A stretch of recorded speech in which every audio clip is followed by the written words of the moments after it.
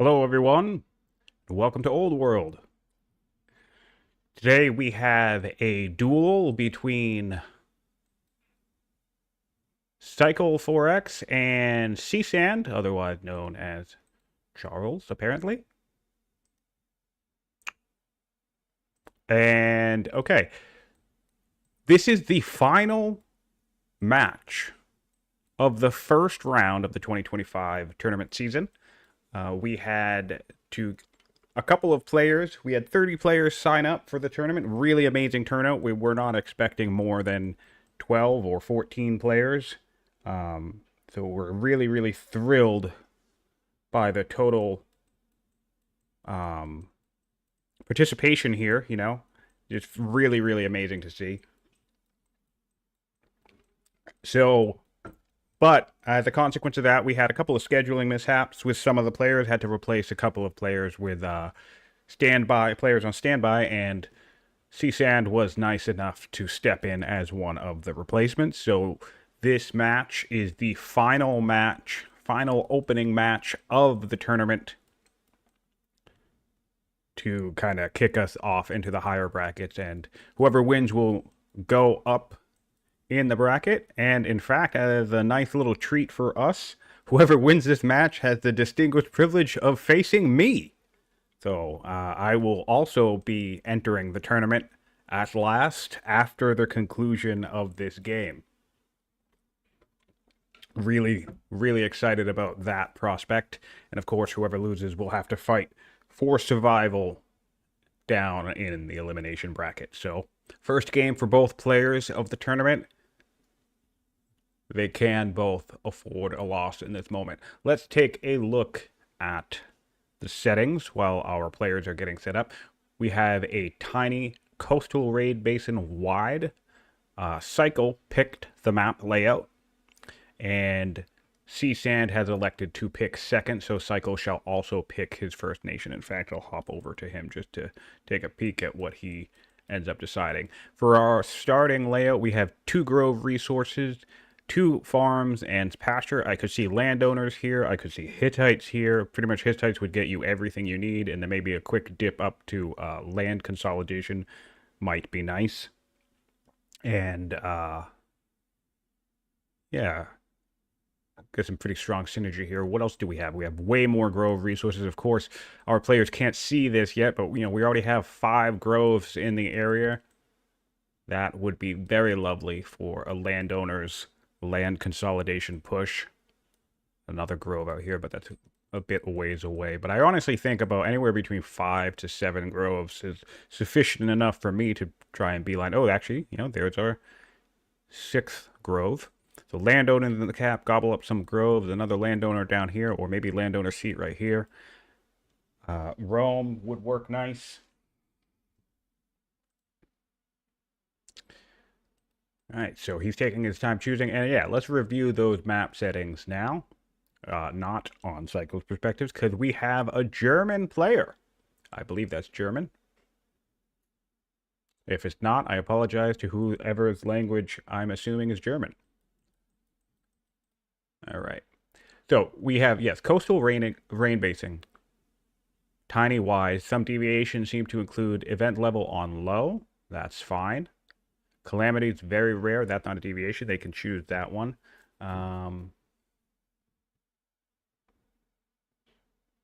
What else do we have? Everything seems standard as far as I can tell. Yep, turn timer, wide, simultaneous for now. All right, low events seem to be the only minor deviation. All the DLCs enabled. Great. So we do have our first pick. It looks like that's a Carthage pick down here. Yep, Carthage with a scholar. And goodness.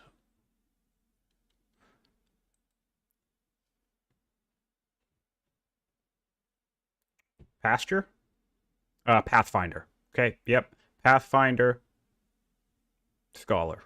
Great. Always love viewing in a foreign language, and I'm actually serious about that. It's really funny and amusing to me to test my game knowledge purely just from icons and you know, other things that kind of allow you to intuit what might be happening. All right, so we have a move down here. So no landowners on Carthage over there. He's going for that rapid expansion. And what did he settle? We settled riders first for the extra scout and the extra 2 orders. And on this side, we have Seasand opting for another. We have 2 scholars. Great. Scholar on scholar. And we have a frugal scholar. Cool. Nice to see some creativity in the secondary traits here. Both Pathfinder and frugal coming up.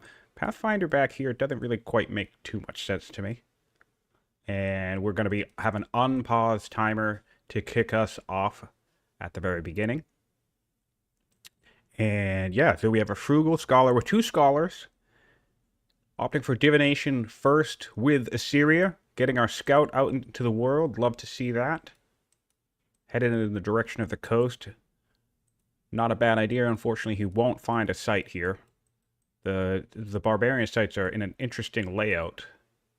Kind of one directly north. And the rest are all kind of pretty far away, to be honest. So no one's very likely to complete the clear time. Although Carthage, of course, has that benefit of clearing early. So won't really take a momentum hit. Yeah, this makes sense, scouting here completely, even though, again, there isn't anything down here. He doesn't know that, so coming along this river, trying to see if there's a site here, this would be a pretty decent spot for a site. Might be a little too close to the other 2 to intuit that there's a site down here, but I think you could see, I think if the coast were right here-ish, which he wouldn't know, right? If the coast were right here-ish, you could get another city site here that's far enough away. I think city sites are about, well, if we started here, I think they're usually about 10 tiles away. This one seems pretty close, but typically I think they're about 10 tiles apart, the city sites. So for those of you who don't know, 1, 2, 3, 4, 5, 6, 7, 8, 9. Yeah. So, and including the tile that they're on, this would be the 10th tile. So 1, 2, 3, 4, 5, 6, 7, 8, 9. Yeah. Give or take about 8, maybe 8 to 10. All right. So that's the movements over there for Assyria. On the Carthage side, got our scout nice and far out. In fact, that has identified a barbarian site for us. So now we know where to head with our slinger if we want. Always love to see the tiny minor differences between the players and just something as simple as what they do with their opening scout. Really cool to see. For Carthage, we have ironworking, and for Assyria, we went straight to divination. And that concludes the first turn. We are going to be on simultaneous for a little bit, so I'll be jumping back between both players. Pretty chaotically, but, you know, whatever. It's fine. We'll keep up. We do have exact same... I think this might be the first time I'm seeing this in the tournament. Obviously, not really that big of a deal, but we have the first time that I can recall with the starting science is the exact same for both players. Neither player went for educated or intelligent or anything that boosts their science beyond both players being a scholar. And it doesn't look like they got... You know, no one has a new courtier yet. So yeah, that's really cool to see. Exact same science. No governor in the capital to speed up the settler for Carthage. Let's see if we got that micro over here for Assyria. And nope, no governor there as well. So they have, both players have the 5-turn settler. You can always elect, especially if you have a ruler that is a decent governor. So you want frugal in the capital anyway, right? If you do this on the first turn, you'll get a 4-turn settler instead of a 5-turn settler. And then, of course, if you are landowners or any of the Babylonian cities because of their growth, you actually don't need to worry about that. You can ignore the governor because you'll get a 4-turn settler as landowners or Babylon anyway. And then, final fun fact, if you opt for the affable trait, affable and landowners or affable and Babylon will actually be the one way you could get a 3-turn settler to open the game. So that's the fastest possible settler you could get by running affable on your leader and slotting it into a landowner or Babylonian city. Everyone else is going to do it in 5 or 4 turns, depending on whether they have a governor or what family or nation they are. All right, so already making fine progress clearing this camp. I believe this will spawn. And it's fine. He could just hire the barbarian and not have to clear. So we have some nice tempo on Carthage, but that's Carthage just doing Carthage things. Assyria will be hoping for crits to catch up. Nice. He does have he had the general on here already. He has steadfast because we opened with champions. So that's actually a nice call there. He went with champions for the Carthage pick. Also, this is going to help not just deal with Carthage directly, it also will help keep up your clear momentum. And what's really nice here is he also has Warden as an option, which is Warden is just as valuable, honestly, as Steadfast. Warden and Besieger are both as valuable as Steadfast when it comes to clearing tempo. It doesn't give you the same damage towards the units, but it gives you the same level of damage towards clearing the camp itself. So once he pops Warden onto this, if he elects to upgrade Warden, I do love that he's going directly for the camp, by the way. That'll help speed up his clearing even more. Yeah, that's nice to see. Going to take a little bit of damage, but that's all right. The militia's coming up, so he seems like he knows what's going on here. I don't think he'll struggle clearing this camp, especially. I really like that he's just going directly for it.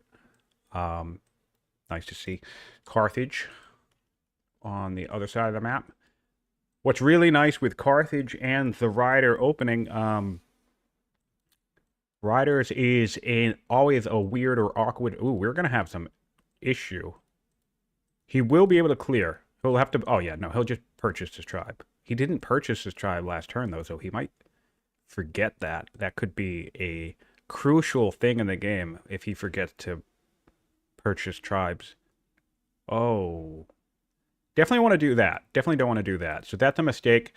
And for the benefit of Cycle, if you happen to watch this after the fact, I'm going to explain what went wrong here. When we looked at the damage that you were taking, ignoring the fact that you could have just purchased this barbarian and solved this issue altogether, right?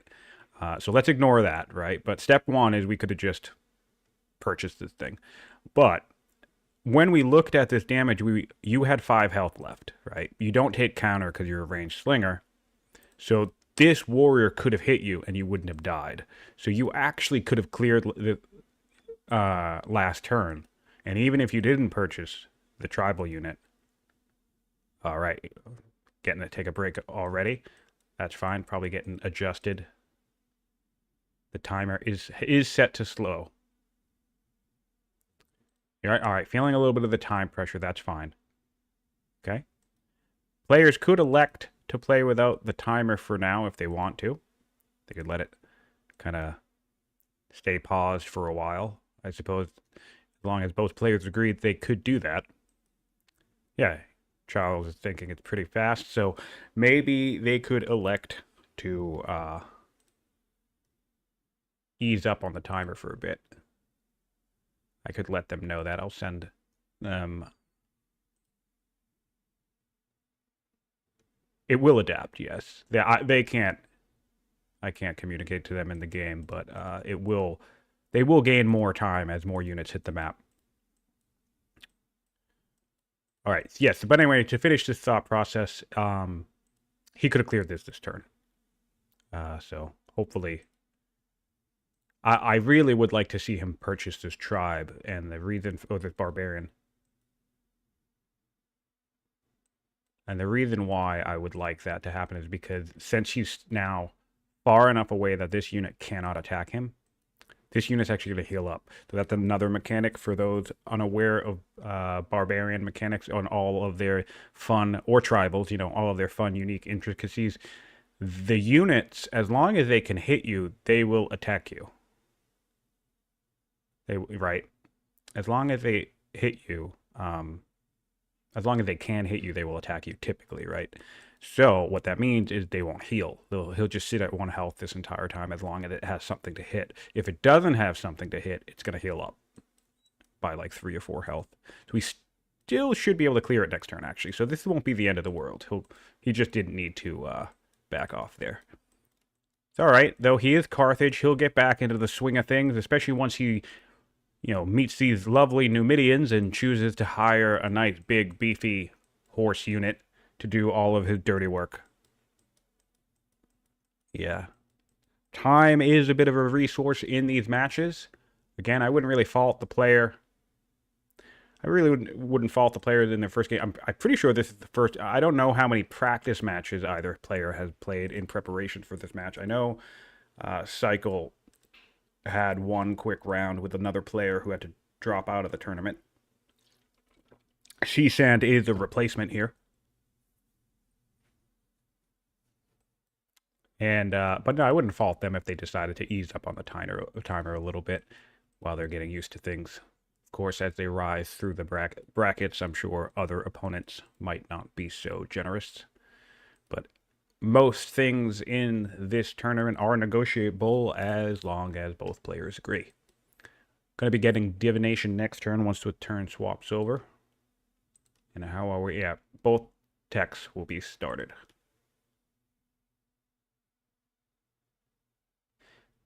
That's awesome. I really like that. I feel like Cycle just kind of paused to take a moment, get his head in the game, kind of get a sense of, the landscape of what he's working with in terms of the clock, the time frame, kind of chat it out with his opponent and be like, all right, let's do this. The way the timer works is basically, I'm pretty sure it's directly connected to the number of units on the map. I might be wrong about that, but basically as the time goes on and the game fills up with more units, players will get more and more time to make decisions. There could be another variable that determines that. And I'll be curious to try and keep track of the way the players use their scholar ability, because since both players are scholars, they will be able to direct where they go in the tech tree very explicitly. So I'll be curious to see the decisions that get made. We have a border boost, barracks, husbandry, and monasticism for Carthage. It's really always interesting that you can just go straight for monasticism and Carthage. It's definitely a very greedy play, but it's a wider map, but certainly possible to do. Get yourself monasteries right away, especially if you're confident you can get Zoroastrianism. That could always be a play. We've seen that happen before so far in this tournament. They're certainly greedy, but if any faction can afford to be greedy, it is Carthage, because they can just purchase their own military. So we did cycle. Love to see this. So we know Assyria, we knew we wanted stone cutting, so we cycled directly to get stone cutting right away. And I know that we cycled because I can no longer see the free worker in the options. So for Carthage, let's see what we choose up top for his techs. Another thing that you could do if you're feeling the pressure of the timer early on is you could just start off in tight, right? Because then what that will do is that will give you the ability to do some parts of your turn on your opponent's turn, right? So things like civilian movements, moving your scouts. Oh, we're having a real issue clearing this. He's gonna have to purchase a tribe here. Not sure what happened there. Let it heal up somehow. I wish I kept track of that. That feels like a lot of health that filled up in just one turn? That doesn't seem right. Huh. Kind of losing track here. Was that just one turn? That's wild. I don't understand how this camp is already full health. It had one health left. That doesn't make any sense to me. Interesting. I'll have to look into that. Very cool. Well, I think it's cool. Everyone else will probably think it sucks. All right, so Assyria is up on this clear momentum. He's going to have to take a little bit of a break to heal up his units. He has another one coming out right away. I love this. Cool.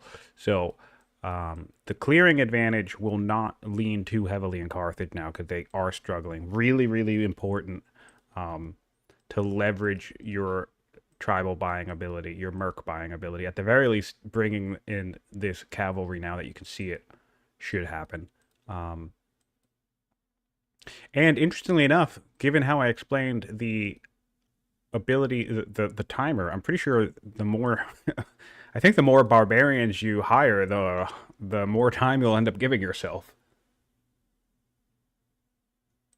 Ah, yes. Good on you, chat. So what happened here was he didn't put himself in range. That was a big mess up. He was in these woods healing up. And then he took 2 steps over here while this had, you know, probably only 5 health left on it. It doesn't heal more than 4 health in a turn. I'm pretty sure it's just 3. But anyway, he cleared this camp. There was a tribal unit standing right here, and the tribal unit respawned the camp. And how that works, when units respawn the camp, they step into it. The camp itself spawns a unit, and it pushes the existing unit right back out of the camp. So thanks for that clarification, chat. Yep, I forgot about that. I wasn't watching, so I didn't think it had occurred to me that he cleared it from a distance. Yeah, that's a big bummer. But we do have our first barbarian unit, tribal unit rather. And so, he has enough training. He could take some time, scoot this back to the homeland, and upgrade it to strength 6 right away, and all of his clearing troubles will be over. Really, really crazy ability Carthage has. All right, we brought in statesmen, so we went heavy orders fast. Started with 2 orders in the capital, an extra order in the secondary seat. So we have 2 economic choices on Carthage. And let's pop over to Assyria and see what they went with. Oh, lovely. Great location for hunters. There's elephants nearby if you can get to them. There's a horse nearby if you want to bring in more horsemen. Because it is a military family, but most importantly, double grain on hunters. Oof, that's just fantastic. That's going to help you with your growth. We have double wheat in the capital. We're building a shrine already. That's all right. We're double wheat in the capital, so we're going to have really, really nice growth for our early expansion needs. Solid position for Carthage to be in right now. Sorry, Assyria. And let's see what we have for events coming up. I'm not going to be able to look at much of the events. We have our first ambition. Nice. I saw enact a vassalage. I saw her get an estate. I didn't see the third one, but our player elected to not get an event, and that's the type of play that I really, really like. Not an event, an ambition. That's the type of play I really like to see, mostly because I think less experienced players just accept whatever ambitions come their way. They see the 2 or 3 choices, they make a choice, and then they just run with it. I think that's a really bad idea. You kind of need to be very selective with your ambition picks. This one, I'm going to guess, is clear 3 tribal sites. Nope, it's have 3 connected cities. All right, so Carthage can definitely do this, especially with riders in the game. So that's nice to see. Yes, so anyway, I definitely think it's important to be selective with your ambitions. Otherwise, that puts you in a position where you end up kind of eating into your own legitimacy because your ambitions keep becoming legacies, or God forbid you fail them entirely, and then you're just losing legitimacy and that efficiency. So I like to see when players are selective about what ambitions they take. This one is very doable, though. 3 connected cities is very doable. Literally just 2 more riders cities would achieve that, so no risk there.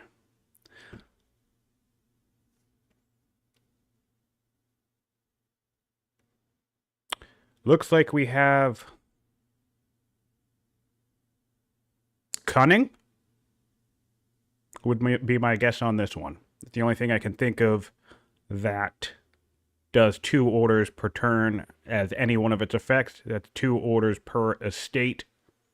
So this is me just showing off my inability to read a foreign language while also showing off my ability to know way too much about this game. And this is gracious. I recognize that one as well. Great. So we got gracious and cunning. Although this might not be cunning because I don't know why I would say anything about religion there, but pretty sure it is cunning. So if anyone reads German and wants to highlight when I'm wrong, feel free to do that.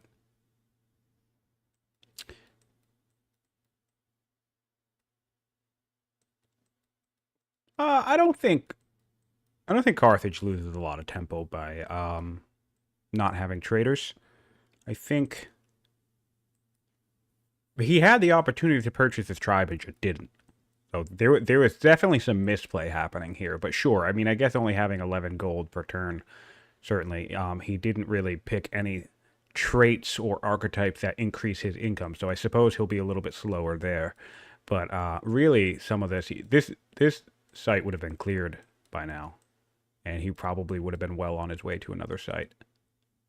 And of course, you can always sell resources if you want to. So we got our husbandry, husbandry, and now we have some tech choices up here. Again, I'll be curious. We're going straight for labor force. That's marked. I like that. Do we have 4 law? Yep, we have all of the early laws marked. So we'll get 5. So that's an elephant push to me. Do we have elephants inside? We have an elephant up here. Obviously, we brought in riders, so we can get another one. We have an elephant out here. So Carthage has some versatility. And we have a 3rd elephant up here. Great. So this is a very Carthage-friendly map when it comes to unique units. In fact, I haven't done a site count. So let me take a quick second to do that for you guys. We have 1, 2, 3, 4, 5, 6, 7, 8. 9, 10, 11. I'm trying to figure out what's the center. Here's the center. So it looks like we have 11 sites on each side of the map. That's a lot. All right, so that gives us, and then 3 in the middle. So that gives us 25 sites on this map. Plenty of territory for Carthage to recruit barbs and tribal unit throughout the game.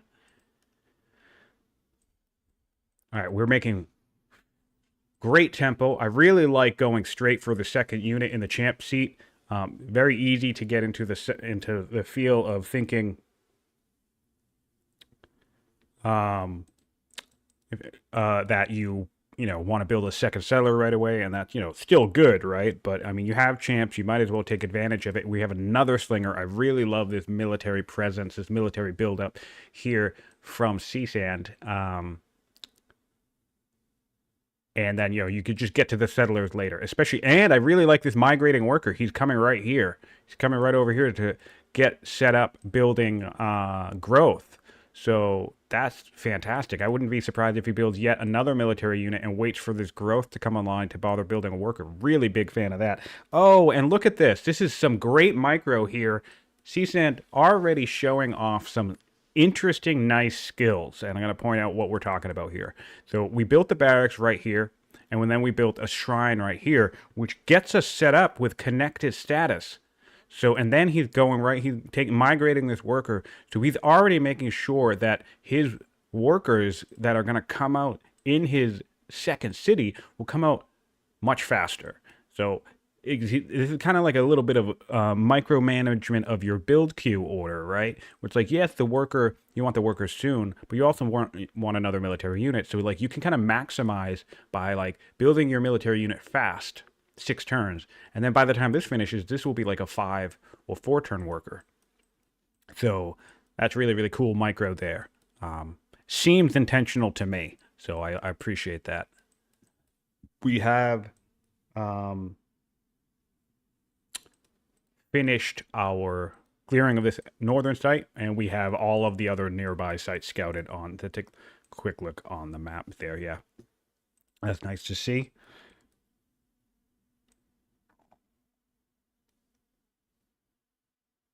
Okay.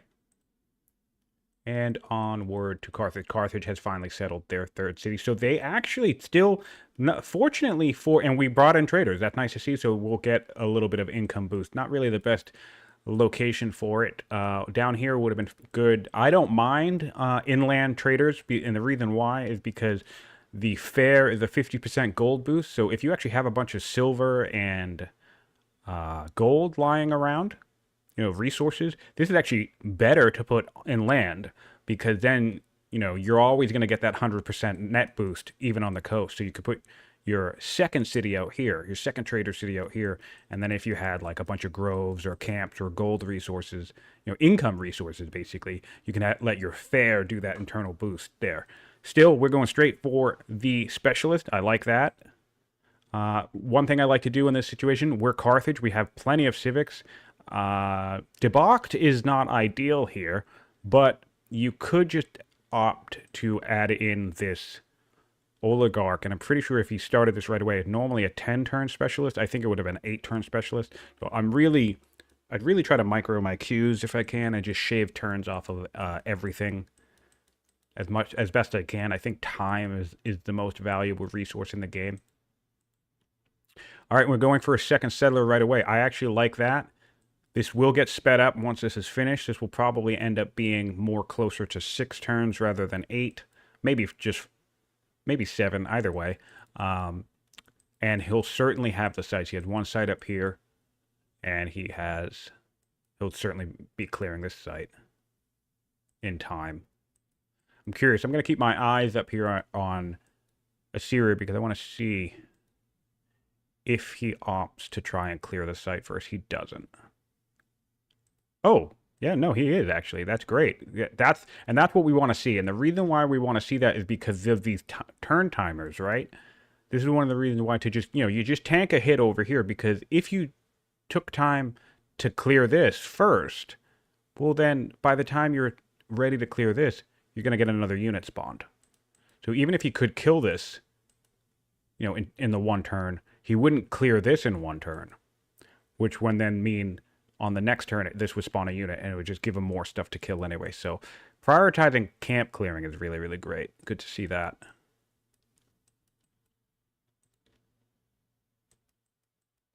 Oh, and Sino, thank you for offering. I think I'm all right for now. And not necessarily that I don't want a co-caster, but that would mean I have to put my headphones on. And I tend to prefer to not have my headphones on. Thank you, though. And, of course, if you're with us live, I do appreciate you being here. And if you're watching on YouTube, really trying to... I know this is annoying. I'm trying to get in the habit of saying, hey, please like and subscribe, because it really helps the algorithm.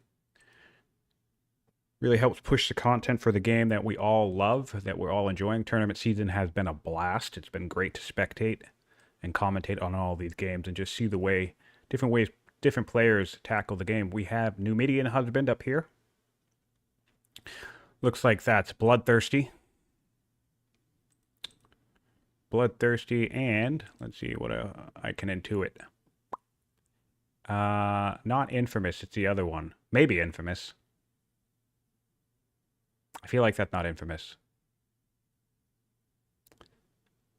Impious would be my guess on this one. Impious. Great. And Engineering, maybe? And Romantic and Impulsive. Yeah, all right. I know some German, I think, maybe. Or whatever language that is.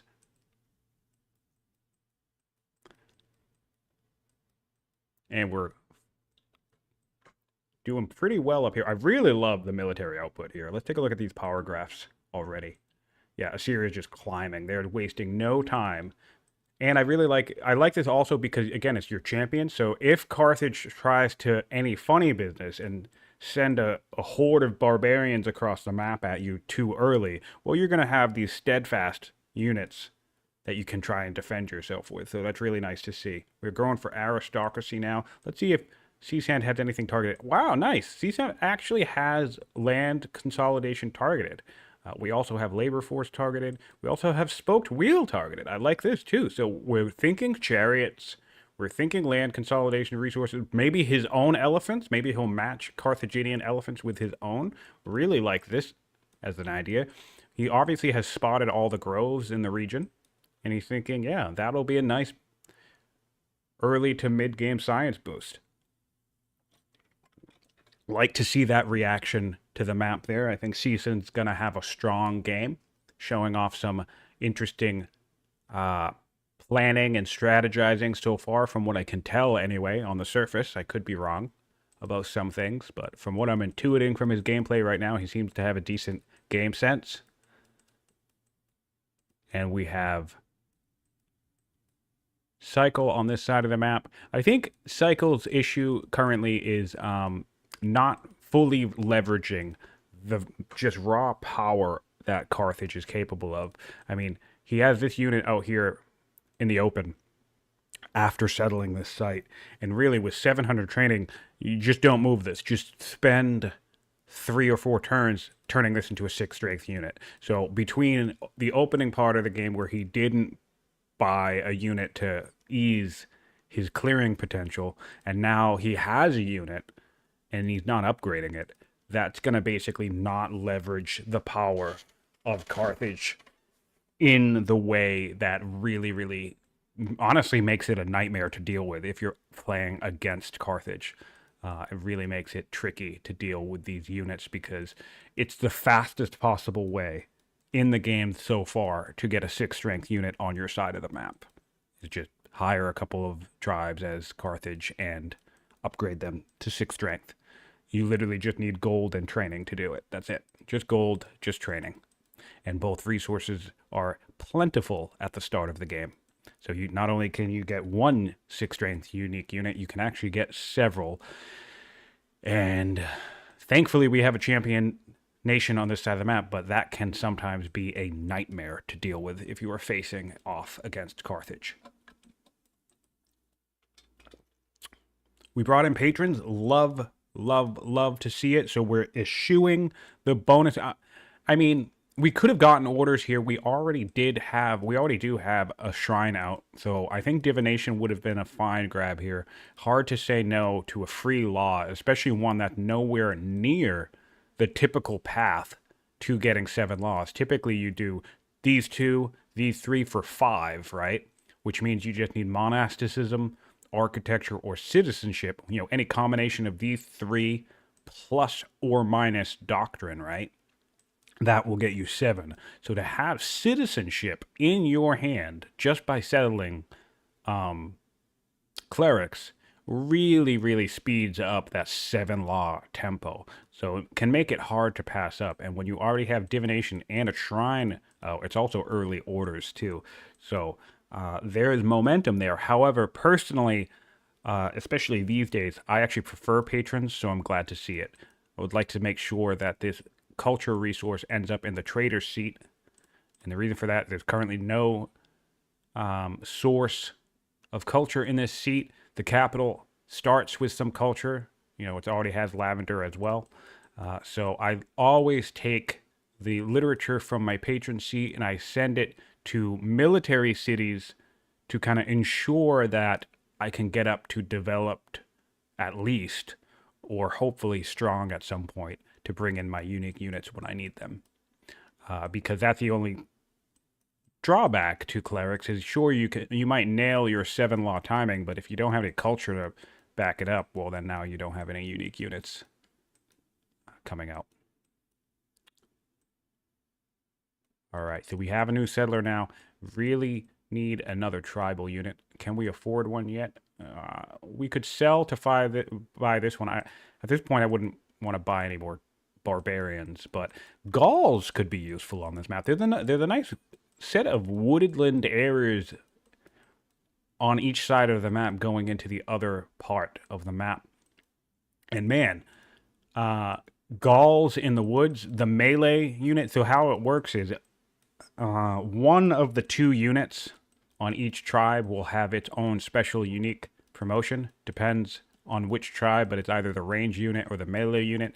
And Gaulish melee units actually get forestry when they're 5th or 6th strength unit, which just makes them terrifying to deal with if you are anywhere near the woods. And there's enough woodlands around these regions where a couple of Gauls in your army could actually be very useful for Carthage. That would, in the forest, that would nullify the champion bonus. Libyans were recently buffed. The ranged Libyans were recently buffed to get, they normally have Nomad and promotion, which gives them plus 25% attack and defense in desert, but now it has been expanded to include arid. Not a lot of arid tiles on this particular map, so probably won't come into too much of a factor. You can contest this area around the arid, but yeah, That technically is a buff. Some maps will have lots of arid tiles. All right, our players have met. No real reason to not just keep playing simultaneous. Yeah, they're not anywhere near conflict. That helps speed up the game. Yes, and another perfect bonus on the patrons chat mentions is the courtier. It can help tutor your child. We're getting ready to tutor there. And also just good stats. This courtier is adding in 2 science per turn and 8 or 9 civics per turn, right? So that's massive. It's so funny because I feel like I often, even though you're most likely to get like, what are their preferences? It's like orators or something, right? Yeah, orators, builders, scholars. That's their highest preference. I feel like I see schemers a lot early too, which I mean isn't the worst. It's one of the few ways to get a nice wisdom governor, but there, you don't just have a lot of base science to enhance at the start of the game. But he did slot it in right away, which is giving us, oh, and it's eloquent. Yeah, so this is the type of thing that you're dealing with. We're getting 6 civics in this city. We're going to enhance our marble quarries with that too, right? So yeah, man, a free courtier is, I think, an underrated perk of opening the game with a particular family. Of course, traders on the other side of the map also start with a free courtier. So let's take a look at what they lucked into. Wow, really solid opinions here, by the way. Really, really nice to see.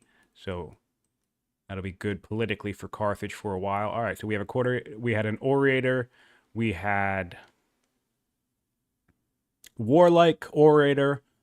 That's pretty decent too. All right, so you get civics, you get really, really great stats here actually on this orator. 4 courage, 3 discipline. Sorry, 4 charisma, 3 discipline, warlike. So you can put him in a city, and that's gonna give you decent military production as well, which is nice. Are we going rhetoric? Yep, we're taking going in the direction we want. So it looks like we want a quick sovereignty. If he keeps his tempo up and grabs sieges with his stockpile of civics, we could see very early rushed onagers on Carthage. That's definitely a strategy that works. Basically, you just beeline straight to machinery, and you take, whatever city gets developed, and currently we do have developing in the capital already, and you take your massive stockpile that you got from expanding rapidly because Carthage is Carthage and does dumb Carthage stuff. And then you just spend, 4 or 5 turns in the 1 or 2 cities that are developing. This is one of the values of artisans, by the way. It reduces the cost of onagers and then also increases your culture output. So maybe you have 2 developing cities, right? But anyway, you just take your 2,000 civics that you're sitting on, and then you just rush out a dozen onagers. Not a dozen, it would be half a dozen. It would be like 6. But still, 6 onagers in like 35 turns, that's terrifying. Of course, you still need to reach your opponent, but that's one way to do it. And over on Assyria, we have options to get a law now. We have 2 laws on Carthage already. Vassalage. Wow, we opened with vassalage. Hate this pick. Mostly because this is just such a great law later in the game when you have more units. Early in the game, especially as Carthage, we already have developing culture in the capital. That would be an extra 4 science in his capital that would then get enhanced by the fact that he has a scholar governor. So that is, Cycle, if you're watching, all of these criticisms are meant as helpful tips. So if you happen to rewatch this on your own time, I understand vassalage. I can understand vassalage a little bit with Carthage mercenaries, like momentum there, really, buying a lot of mercenaries and then maybe trying to bring that maintenance down. However, it's not as if we're doing a massive amount of buying and we don't have a massive force, right? So the play here right now on the Carthage side of the map would definitely be to stick with centralization for now, then upgrade to vassalage later. All right, we have our settler ready to go for our first site. We have now connected our cities as well. I like to see a little early road building. That's not too, excuse me, that's not too bad. We're building along the rivers, which I find interesting. That could be a mistake, especially because we're getting rhetoric, because the next thing we could get with rhetoric is, oh, maybe that was just to, I'm not really sure what's going on with the roads here. But rhetoric gets us exploration, so we can transfer our units. The only other thing, quicker across cities, the only other thing I could think of in terms of this road is if he actually is going to rush onagers, in which case then starting to road across the map early would get your onagers moving quicker. So, I mean, I wouldn't hate that idea. That could be interesting to see. So what's really nice here is that despite this really smooth clearing from Assyria, we're not too far ahead on settling tempo. We're getting our fourth city settled. Interestingly, not this turn, even though we have the ability to buy an order. I would pretty much always do this. If I can settle a turn now, I will spend the training to do it. That includes a force march as well. Really just, again, like I've said, everything about shaving time off of my build queues is one of my most important things about the game, the way I micro the game. We will be getting border boost next, which is nice. It's going to be a nice sizable grab for Assyria. And yeah, so we just settled our fourth city, and we're only going to be 2 turns behind on Carthage. So despite the clearing momentum for Assyria, Carthage is still keeping up. Really want to see this unit get upgraded, though. I hope that happens. If that doesn't happen in this game, that's just going to kind of signal that Cycle doesn't really have the full concept of the power of Carthage available to him. And that's fine, you know? That's part of one of the things that's really nice about this tournament is that through watching these games and spectating, right? Or having the ability to watch your own game and have somebody kind of not nitpicking, but like, you know, eyeballing the decisions that you make. I suspect we're learning a lot, right? You know, we've gotten that type of feedback from players who watch the stream, who watch their own matches after the fact, from you guys joining us live or you guys joining us on YouTube after the fact. And then even myself, I've watched plenty of games where I've, if nothing else, been inspired to try new things, right? Even if I'm not learning something new, I'm thinking, oh, you know what? Now I'm watching something happen in the game and it gives me a new idea for how to tackle something. We did patrons again up here. That's interesting. I dig it. Went for that precious, I suspect. But I mean, iron as well. I like this just because 2 patrons right out of the gate, that's going to give you a nice sizable chunk of civics. The default civics for every city is 8, right? But for patrons, it's 10 because you get that extra 2. So he's just getting, it's like, it doesn't seem like a lot, but it really does add up over time. So that's one of the things I like to do with some patrons picks. Spread them around a little bit and really get that civic income ramped up quickly. Nice to see a warrior as well, diversifying our troops. What we need to start seeing is more. We do already have stone cutting, so I'd like to start seeing these improvements getting online. We're going for a mine first, which I kind of understand because we have a metal deficit, but I'd really like to see these quarries online first because stone is so important, and then also you're going to get even more civics, right? And we have a decent governor that boosts civics too. She's 4 charisma, so that'd be 33% increase on this 4 civics that would come in from these 2, which is, you know, not nothing. Take a pop over to Carthage, and we have that other city. So, and Carthage, second family choice, now that he's settled all 3, was naturally statesman for the extra order. And he managed to do his ambition. That's the other thing about that was nice about this road that I'm catching back up on. I remember he did have 3 connected city ambitions. So this road wasn't random. It was intentionally achieving an objective. I do wonder here, though, with this part, if he wasn't quite aware about the river thing. However, I guess in terms of actual momentum, like I said, straight across the map, right? My favorite thing to do once I start getting myself set up and start working towards my opponent is just to build a road straight across the map. Just pick a tile to start and just go directly one straight line, no deviations. So this could be that road, right? Nice, and he's going to be able to have no problem clearing this camp. He'll take a little bit more damage, but there's a hero on this unit. Nice to see him assigning generals as well. Really, really want to see this upgraded. I know I don't want to be on repeat on that front, but really now that he has a couple of warriors and stuff to keep going, now it's the time to just sit this back and upgrade it, if not sooner. Just a few more turns until the raids start coming. So I think, let's take a look at, interestingly enough, Carthage has not declared war on anyone. I think he might have been at war with the Numidians, and then it looks like we took a Numidian spouse. So, let's take a look here.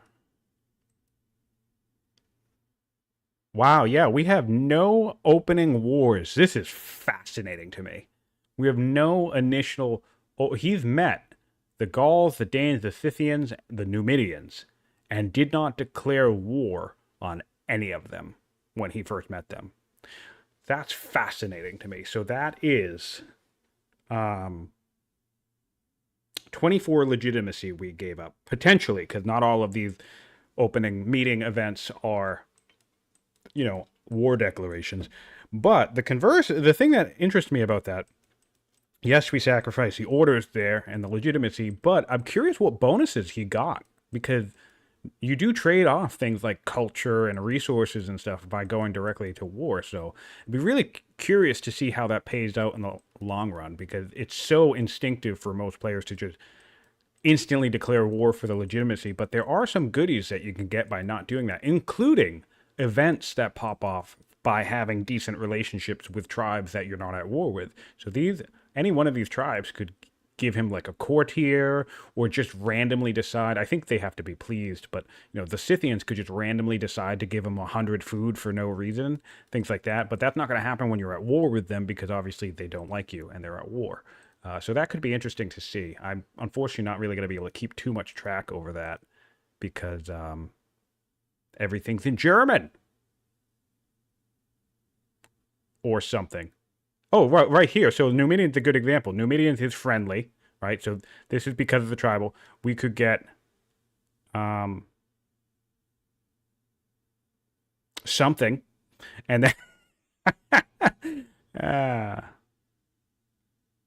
we could also get another something. I don't recognize this event. I feel like this might be a mercenary.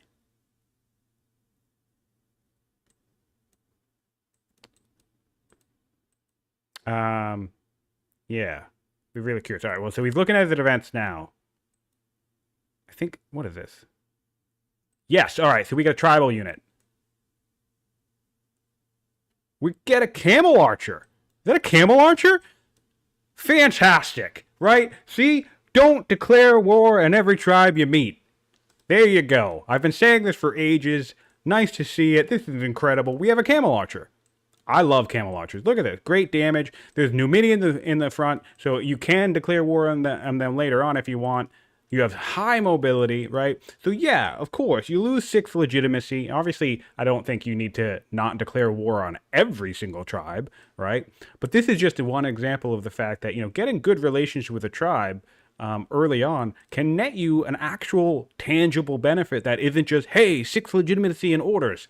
And I've been saying that for ages, and people act like I'm crazy. But so it's really nice to see, very validating to see a turn 28 camel archer just being handed to Carthage, because yeah, man, some tribes are worth being friends with. Cool, very cool to see. Didn't upgrade this damn mercenary though. Still want to see that. Great. So over to Assyria, let's think of comparison.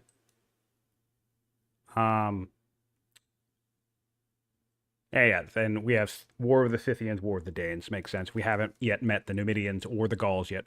We should be meeting the Gauls soon. We're just clearing. I really kind of like the expansion upwards, and now we're going across the map. And comparatively, Carthage is kind of going down across the map. So that's going to be an interesting crisscross situation.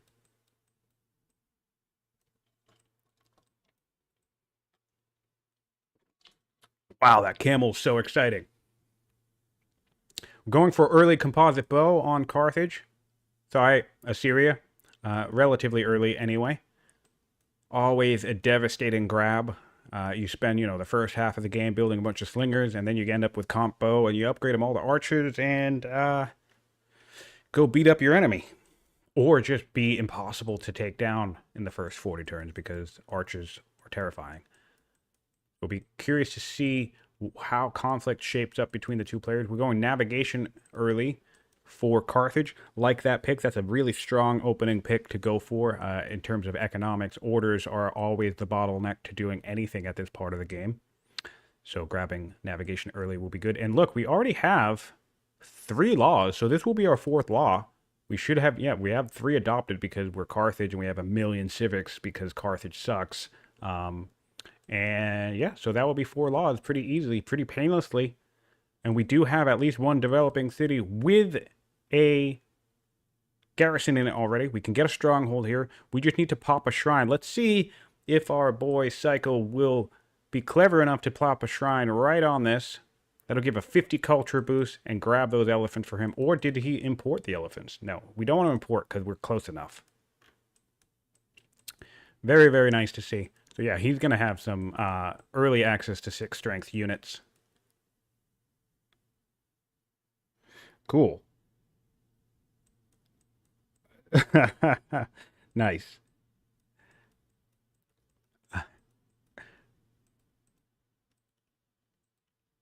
Very, very nice to see.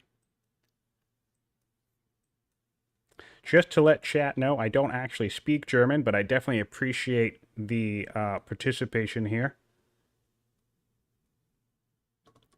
And I'm glad that you're watching. And I've noticed a little bit of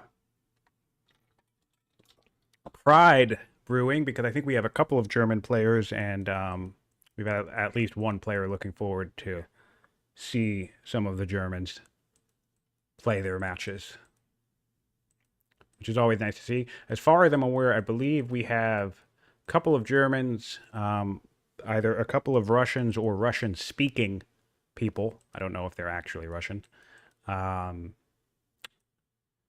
Handful of U.S. residents across the United States, varying on coasts. We have some Brits, and then I think a couple of, forgive me, other Eastern European oriented people. I think we have at least a couple of Asian players as well. We're pretty global in this tournament. So far. I think that would be an interesting thing to go around and ask players, maybe what part of the world they're from. But we're certainly spanning every time zone that I can think, or the majority of them anyway. And it's been nice to see because even though that can create some challenges with scheduling games, the game scheduling has gone pretty smooth so far. I mean, we're getting a game in almost every single day. So it's turn 30, let's do a stat recap. So for national wealth, Carthage is Carthage, so they have double the wealth of Assyria at this moment.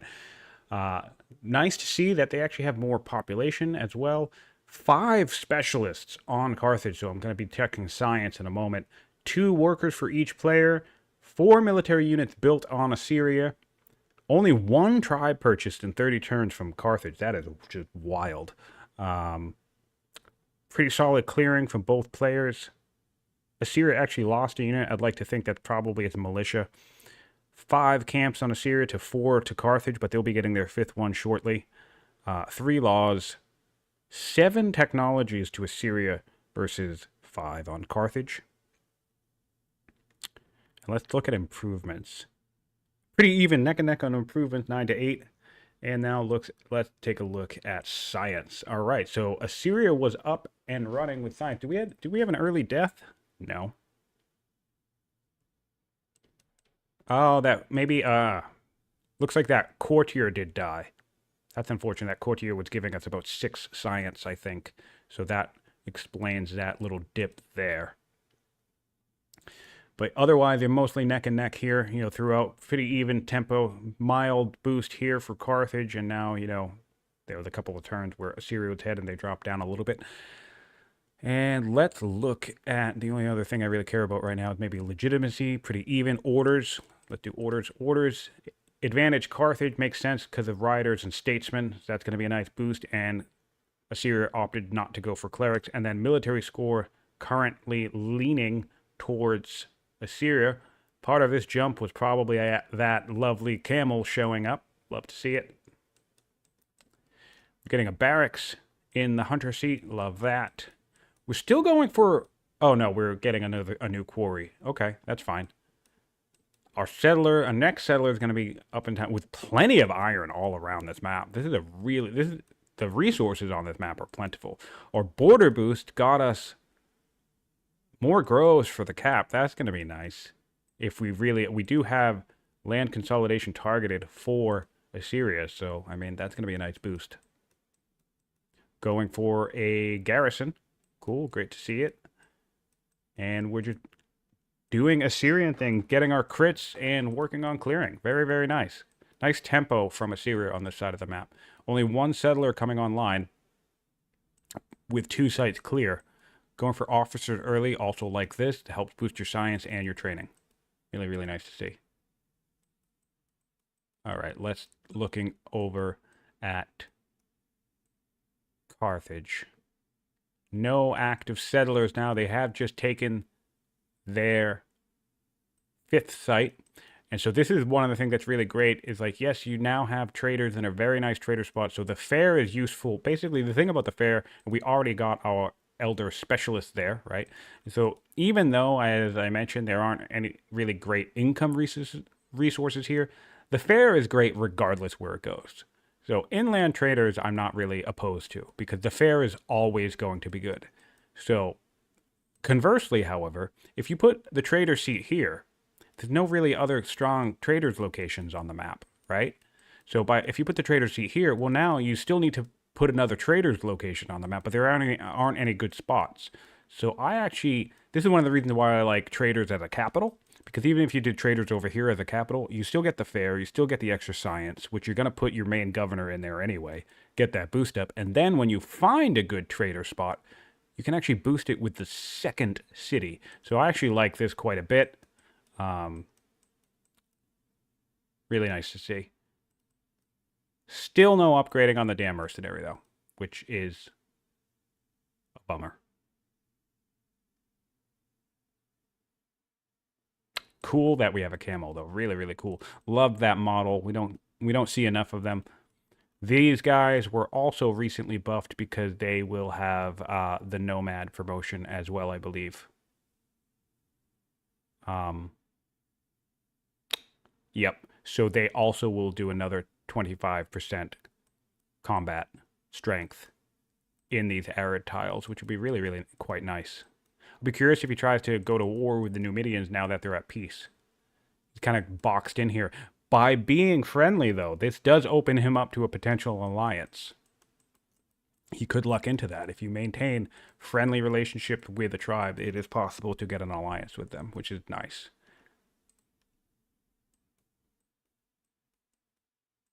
All right, we have champions up here with the nearly double iron. Unfortunately, we still will need to put something up here to expand to that as the time for border boost has passed. But that's still going to be a solid city. Going directly for another officer, okay. We have a bunch of open build queues. I'd like to see a military unit. We still have strong military, but I've said this before, and of course, when people watch me play, I'm sure I will not adhere to this rule all the time, but I like to try and keep at least one queue building unit at all times, so we could build some units here while this officer is getting along, and then once this barracks, oh no, this is a garrison, but let's say it was a barracks, then I could swap back into an officer and then start building units over here. Kind of juggle my build queues back and forth. I'm going to see if I can check Zoroastrian progress. We have an Acolyte in here. And a miner in there. So we need one more Acolyte on Carthage. And let's take a look. I don't think we have any Acolytes in here. Oh, we actually have an Acolyte. We do. Okay. No other shrines yet. So both players with one Acolyte, both players with Zoroastrianism on the table.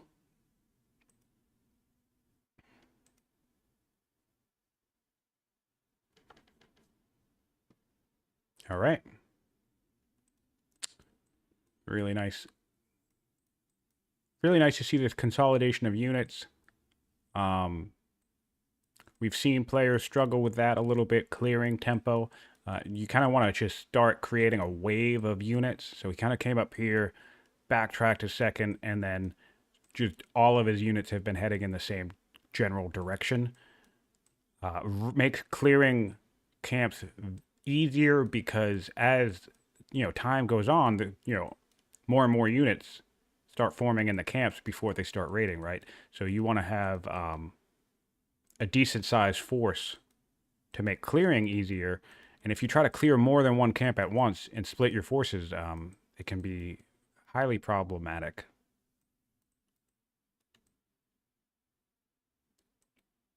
Doesn't look like he put anything in this build queue. Oh yeah, it ran council.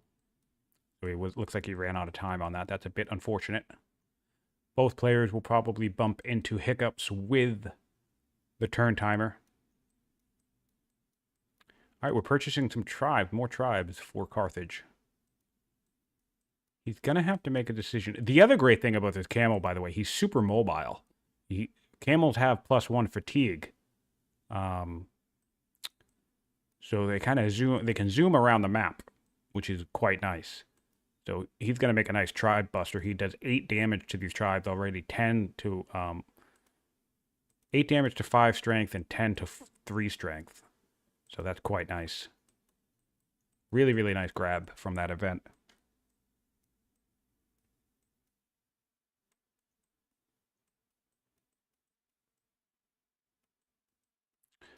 Going a trapper up north. I still want to see. This is another reason why we want to see governors in the right locations, because not only could we have had an 8-turn shopkeeper instead of a 10-turn one, now we could have a 6-ish turn trapper. So if you're going to build specialists, really keep an eye on your governors, especially if you're Carthage. You have plenty of civics. You can do this and slot your governors in there and increase the efficiency of that build queue if that's what you plan to be doing. Or, we're leaving 2 science per turn on the table in this city. Things like that.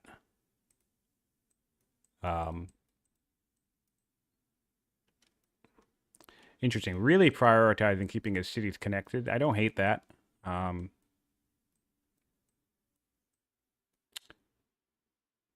And we're going with another. We already have our 4 laws, so we have a garrison coming up. He just needs to get this. Where did we go? Oh, we went colonies. Okay, so we're going to see some tile buying. He's solving that problem the easy way. It is a bit of a civics dump, but again, you are Carthage. You can afford it. So he's going to get this garrison on the way. He's going to come over here, buy this camp, and improve it. So we have nice 6th strength unit progress on Carthage. He's going to have to make a decision here about what he's going to handle this, how he's going to handle this Numidian wall. He has great relationships with the Numidians, but they're kind of in his way. So he's going to have to kill them, which will result in this character getting imprisoned most likely. But I feel like he doesn't really have much choice unless he just wants the wall of tribal sites in front of him. Let's take a peek back at Syria's progress here. Going for a hunt. Why? Yeah, all right. I can dig that. This is one of the reasons why. This is still a fantastic trader's location, but this is one of the reasons why you could put a trader's seat. Sorry, not traders, hunters. A hunter's seat in 3 marble, because boy, is amazing to be able to churn out a hunt whenever you feel like it with basically almost no build time. It's really fantastic. And then as it gets a higher level, it becomes a massive source of food income. Really, really great. But he's probably doing that. I mean, he could afford. Oh, I mean, not really. I guess that would be all of his gold. Yeah, so he's doing hunt to kind of keep the expansion going. And let's see what his governor option. Same thing. This would be a great example to put a judge in here. He'd get a civics boost, speed that up just a little bit, and it's also warlike, or either one of these, right? Equestrians, we have horses nearby. So, yeah, boost. He could be using, he could be more efficient with the governors right now. I definitely do not think you need a governor in every city, just to be clear. I think that's actually a waste of civics, but you can be intentional with your governor assignments and kind of try to get a little bit of efficiency out of that. Why are we doing festival here? What's up with that? We could be getting... Oh, that's a fantastic border boost right there. Look at this. One specialist will collapse all of that. That's amazing. That's great. Cool. Oh, we have 4 marble here. This is incredible. This is incredible. Wow. Too bad we're not Axum.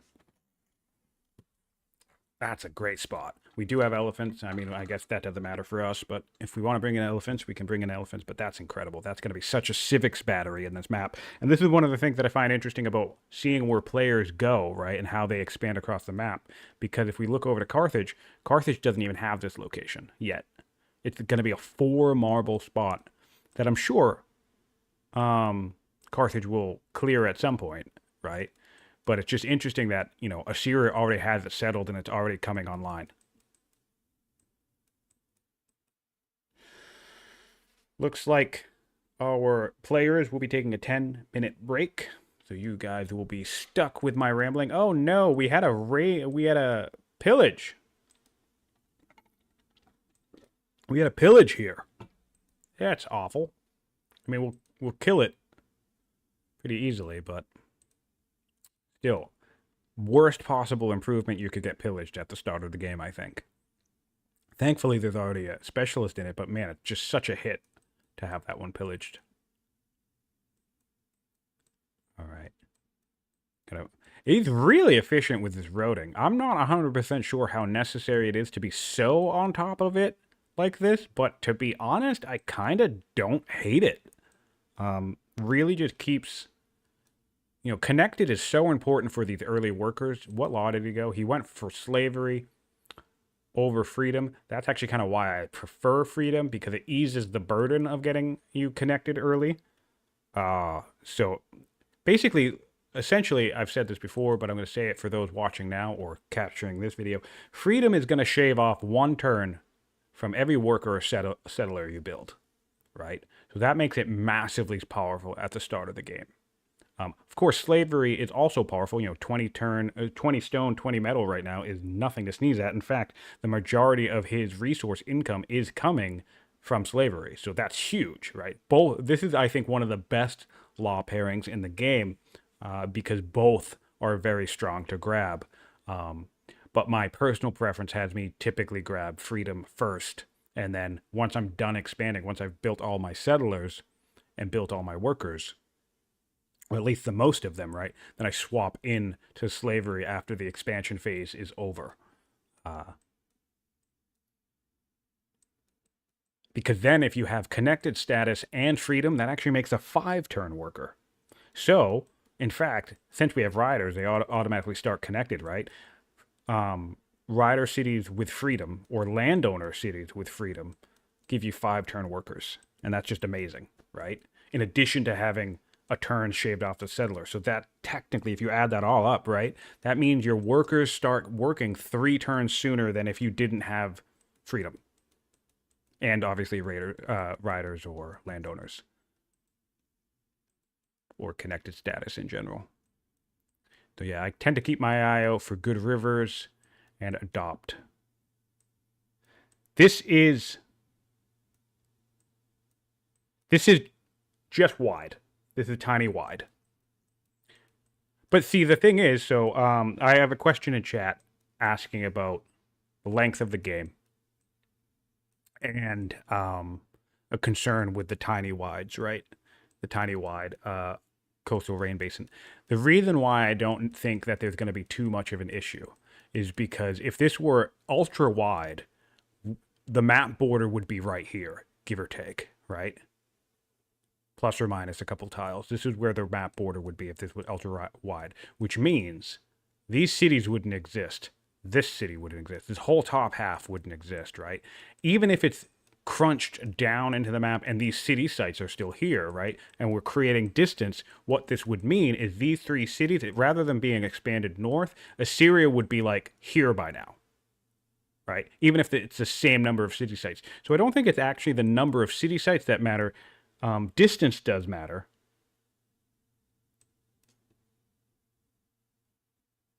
But, you know, because it's distance still will matter, but you can only expand in one direction anyway if it's ultra wide. There's no question of, oh, should I go north or should I go towards my opponent? You're basically forced to go towards your opponent. So Assyria would be halfway across the map by now. Maybe not halfway, but like 40% across the map, even if this were ultra wide. We have a question in chat. I can answer this while our players are on a break. It said, anyone in chat knows why it's important to have your cities connected to your capital? Yes. So basically, I kind of did just go over this a little bit while talking about freedom. If you are connected to your capital, you get 2 growth and 2 happiness in the city, and it's minus 10% maintenance. So, in order of importance here, we're looking at the growth, the happiness, and the maintenance. The maintenance is kind of irrelevant. It adds up. It can be nice, but it doesn't really matter. The happiness is nice. It's decent, but again, doesn't really matter.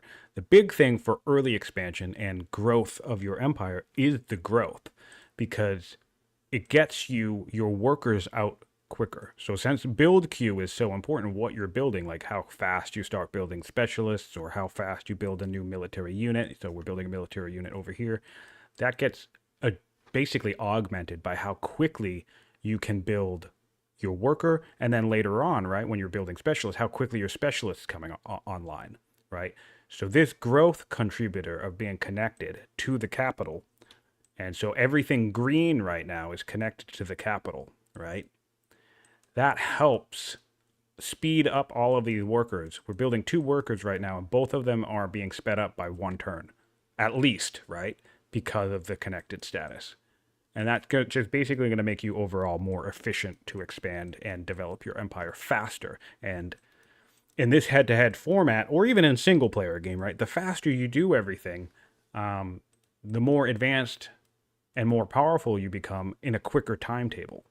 So in a head-to-head format, right, if you're shaving off 1, 2, or 3 turns of every single thing you do, right, 1 turn off a worker, 1 turn off a settler, 1 turn off of a specialist, right, over here, because we added in a governor, right? Add it all up, 1 turn becomes 10 turns over time, if you're thinking about multiple things. So just to math this out real quick, if we shaved off 1 turn off of a settler, and we settled this city 1 turn sooner, right? And then we also had another 1 turn shaved off of the worker in this city, right? Well, then that worker is actually coming out 2 turns sooner in terms of the overall game timeline, right? And then let's say when this worker is finished, we're going to swap to building our specialist in the city, and we put the governor in the city and shave 2 turns off of that, right? Now we're shaving 1, 2, 3, 4, 5. That specialist in the same time frame, because of that efficiency, is actually coming out 5 turns sooner in terms of the whole life of the game. And things like connected status or building a military unit in a city that, you know, with that +2 training, right, a military city, all of these types of tiny little micro decisions that you make over the course of the game that adds up. And so in a head-to-head format, if you have someone who's expanding and building and developing their empire quicker, well, then eventually they'll just overtake you. Yeah, and hopefully we'll see some boats on the map. Definitely lots of good coastal possibilities here. A builder could be fun, too. If anybody gets a builder in their dynasty, they could just build a land bridge across this whole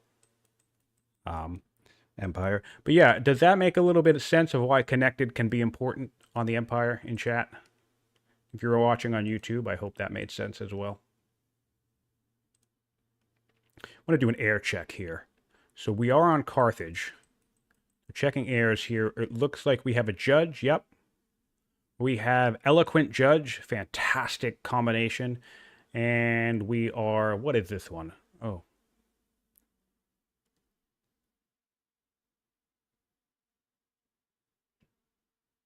All right. Well, hey, we appreciate you being here. We appreciate you tuning in.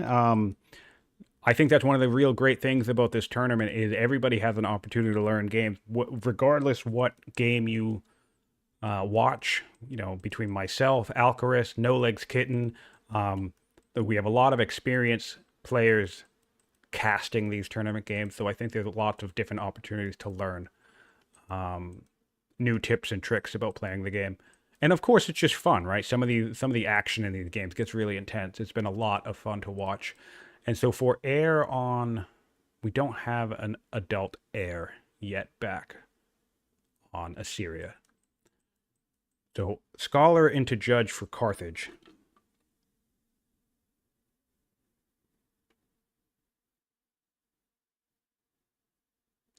I have a question in chat. What nation would I recommend starting the game with?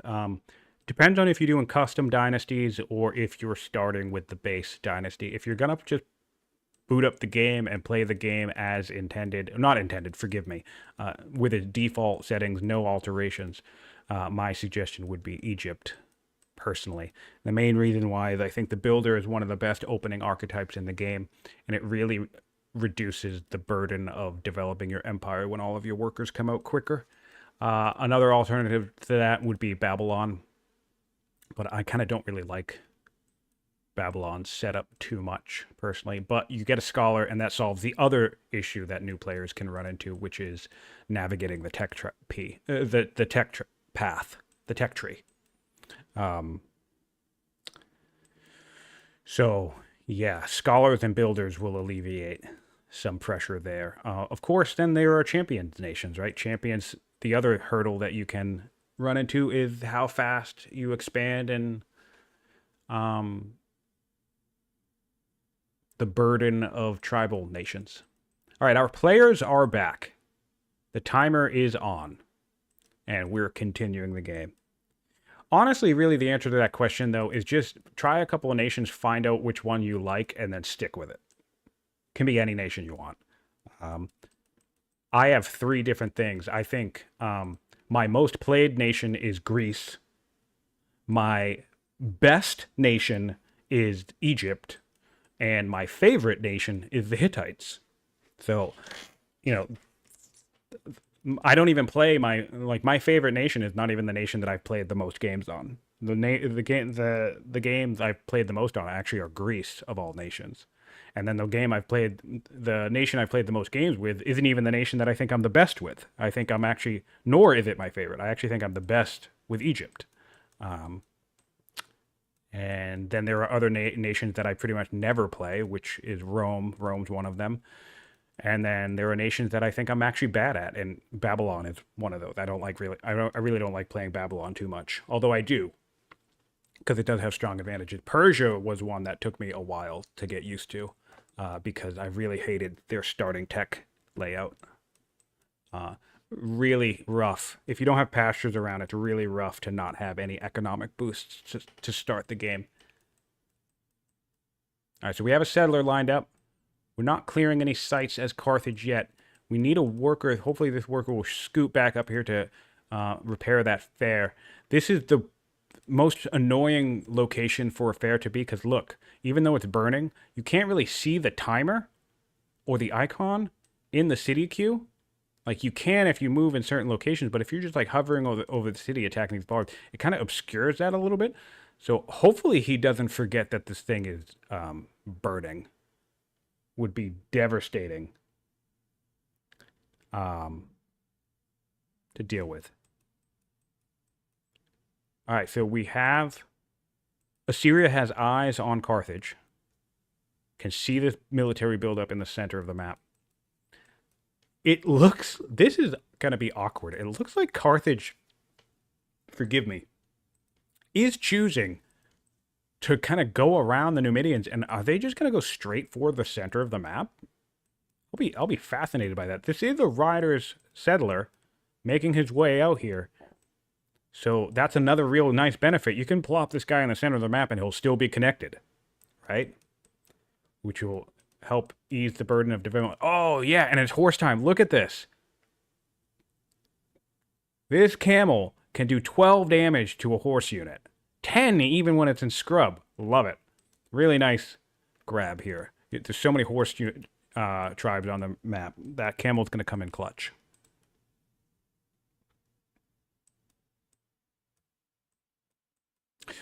Yeah, I'm not a fan of the Acadians either. I think, honestly, Babylon... It's so funny because it's really funny to watch the discussions about who's, what's the best unique unit or who favorite unique unit, what nation has your favorite unique unit. Because the Acadian archers come up a lot. But honestly, I can't stand them. I never build them. It's not that they're bad. It's just, it's 200 wood per unit. That's not a resource that I want to invest that much time in. One of the nice things about the majority of the unique units is that even though they cost 200 resources, it's typically split between two different resources. I think that makes it easier to manage. So the units that cost 200 of just one resource are not particularly my favorite to make. And yeah, 200 wood is just shitty. I feel the same way about the Beja, but the Bejas are powerful. They're both powerful. They're both good. I think the Beja is a little bit better. But honestly, I don't want to build either of them.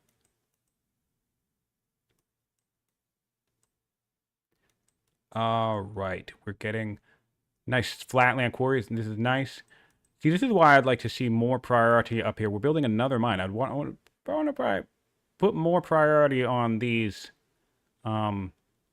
marbles because we're doing flatland quarries, and I don't hate this because, I mean, if you need stone, you just bring your stone online. But if we put a specialist in here, we put quarries here, we have our mountain bed, our mountain area, so we can just quarry. Like, this city can cover our stone needs, and as well as this one. So, kind of not really feeling the flatland quarry in this situation since we have so much marble. But I mean, of course, more stone is always just more stone, but I just don't think this is necessary in this situation. So this is the one time where I'm going to say, hey, boo to the flatland quarry. Normally I praise people for this, but I would praise people for this if he didn't have these areas. If he was out here expanded, I'd be like, yes, get your stone online right now, 100%. But we don't need flatland quarries when we have 4 marble in one city that we could have already had improved by now. Yeah. A little bit of efficiency there for you, Seasand, but otherwise, pretty solid play so far. Pretty good instincts so far. This is just fascinating. We're deep diving towards the center of the map. I love it.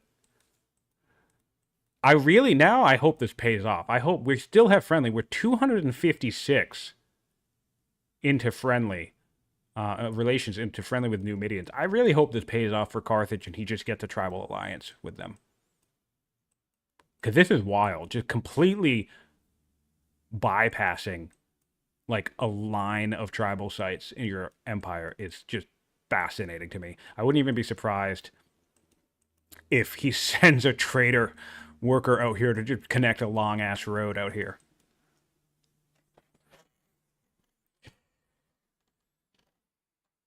Yeah, no, I mean, it's definitely viable. I mean, trying to bank on that alliance, your husband loves you, and if he tries to go to break this alliance and go to war, this peace and go to war here, that will result in an event that will imprison his husband.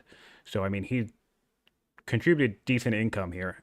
No reason to piss him off. So I can respect hoping, crossing your fingers that you get an alliance. Your heir is also... Oh, I think this was a second husband, so this is actually not in the Numidian. Yeah, but no, I can respect that. Oh, we have another raid coming up here. Whoa, and we're getting our elephant already. Oh, did he supply? This is a bummer. He even has colonies. We have colonies. I really thought there was going to be some synergy there. So Cycle got his garrison, got colonies, didn't buy this elephant and improve this elephant. So honestly, I think wasting the import, well, yeah, was a complete waste. I mean, but it's still lovely to see an elephant coming online. And this is where you want to start rushing, right? This is 10 turns. Why waste? Why wait 10 turns? Just rush it out right now. You know, you have the civics. You'll be able to rush another one. And then by turn 41, you'll have 2 elephants in the field. And you're good to start stomping stuff. Always nice to see stompy boys on the map. Let's see where we are at laws with Assyria. Assyria only has 1 law. We're getting labor force now. That will be the second. Free ballista is in the discard pile, so that should be getting shuffled in. Next tech, yep. Free ballista is always a nice early grab for Assyria. Very reliable grab. Certainly something to be cautious about if you're playing against Assyria. The elephants will make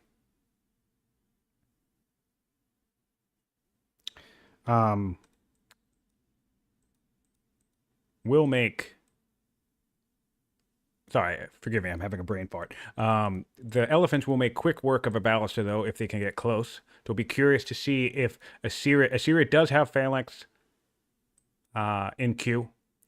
Another thing that makes the labor force grab quite nice. He also knows that he is dealing with some Numidians getting lined up. So the Assyrians actually happen to have peace with the Scythians. That's cool. A little bit of tribal alliances forming. He is getting a raid here, though. This came from before the peace was settled. Oh, he got this fun event. So we'll see if he goes for the tribal invasion. Really like to grab that. As Assyria, when you have champions nations, there's honestly no real reason not to take the tribal invasion.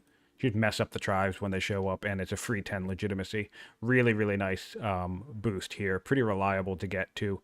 He has an ambition to clear 3 tribal sites. That should be pretty easy for him to do as well. He's making his way now down towards the last barbarian camp. Seems as if he's doing some nice promoting of his units as well, which is good to see. Take a look at the power graph now, actually. So Carthage has actually jumped ahead of Assyria now. Makes sense, but that's nice to see. A lot of these were built units. He only has 3... Oh, no, he's at 4 tribes now. 4 tribes. 4 tribes and a camel plus. But he didn't neglect his military, which I appreciate. We still have... Let's look at the military production here. Total stats. Nice. Really nice to see Carthage actually building units. This can be a trap you can fall into. You rely so much on tribal power that you're just not building military units. And then a champion nation walks in with steadfast and kills all of your shit. So, really nice to see Cycle still investing in his military.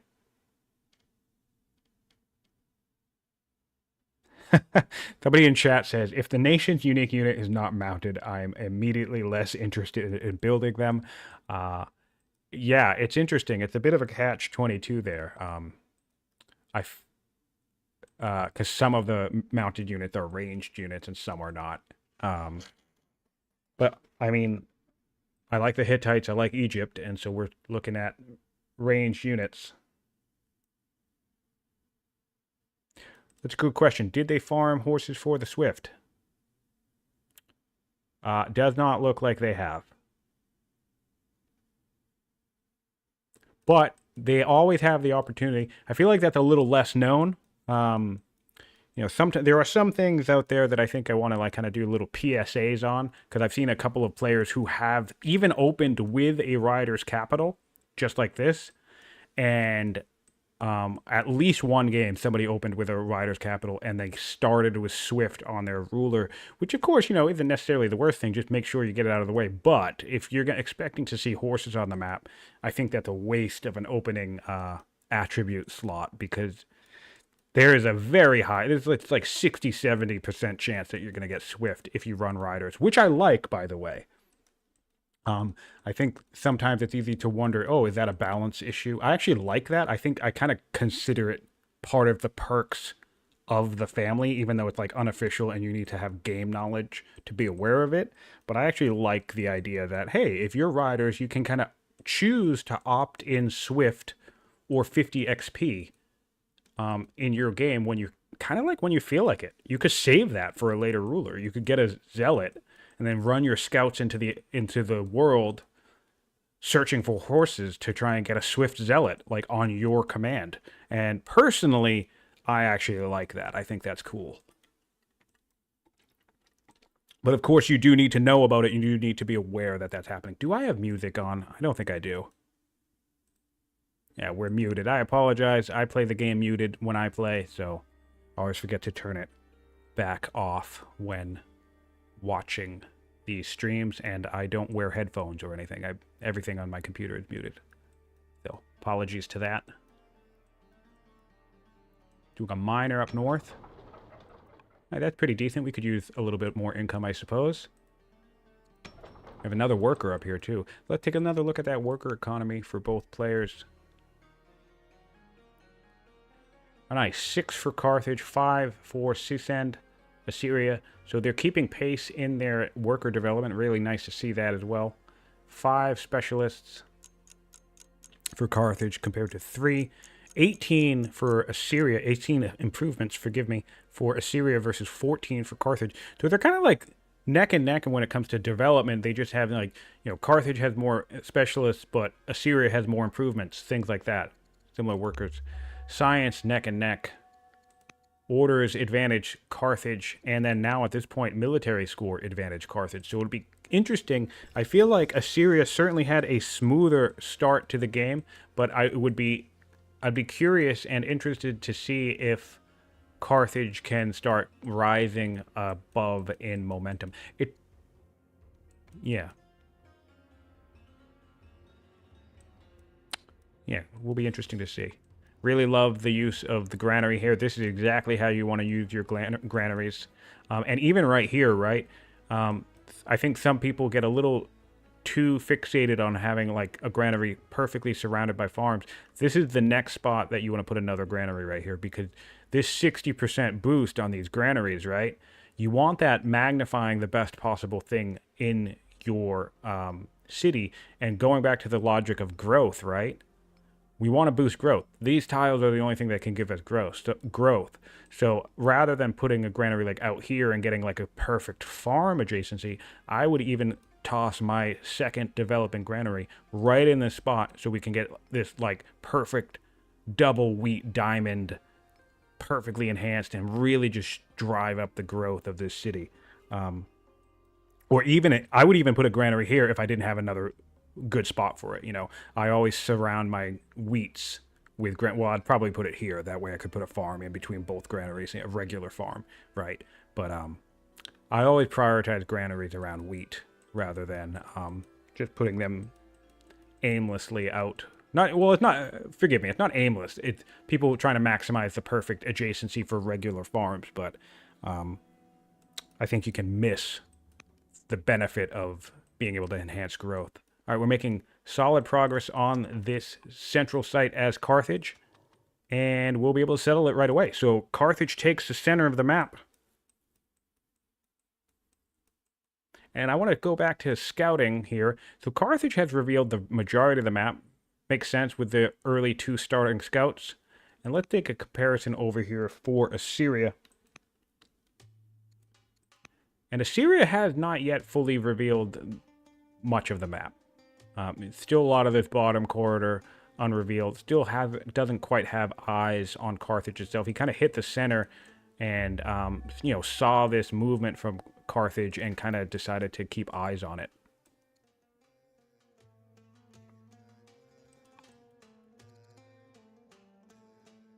All right, yes, so I was right. It was cunning. It was gracious. We have the Jester's mask on the Carthaginian ruler. Both are well into this, well, just hitting 60 years old.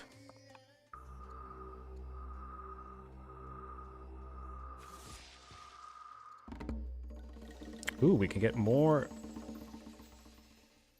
discipline, which is nice.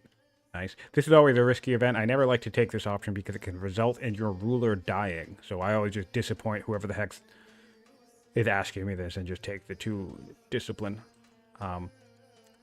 There are other outcomes to this, but I just don't want to risk having my ruler die.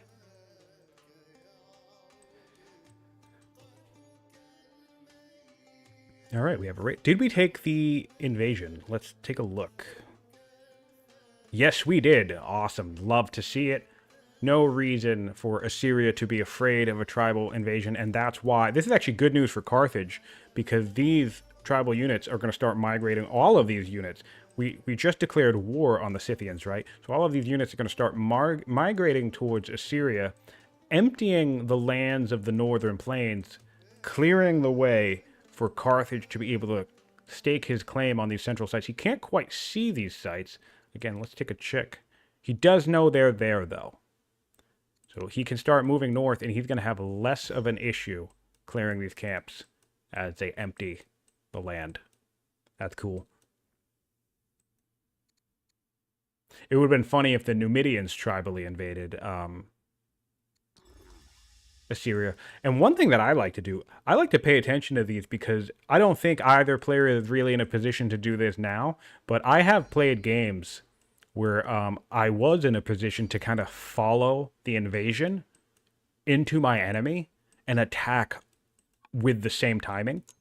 You know, so you bring in your horses, you bring in, you know, this camel archer, you know, whatever boosts you might have, and you basically go raiding your opponent in time with a raid. I've even timed it with raids, right?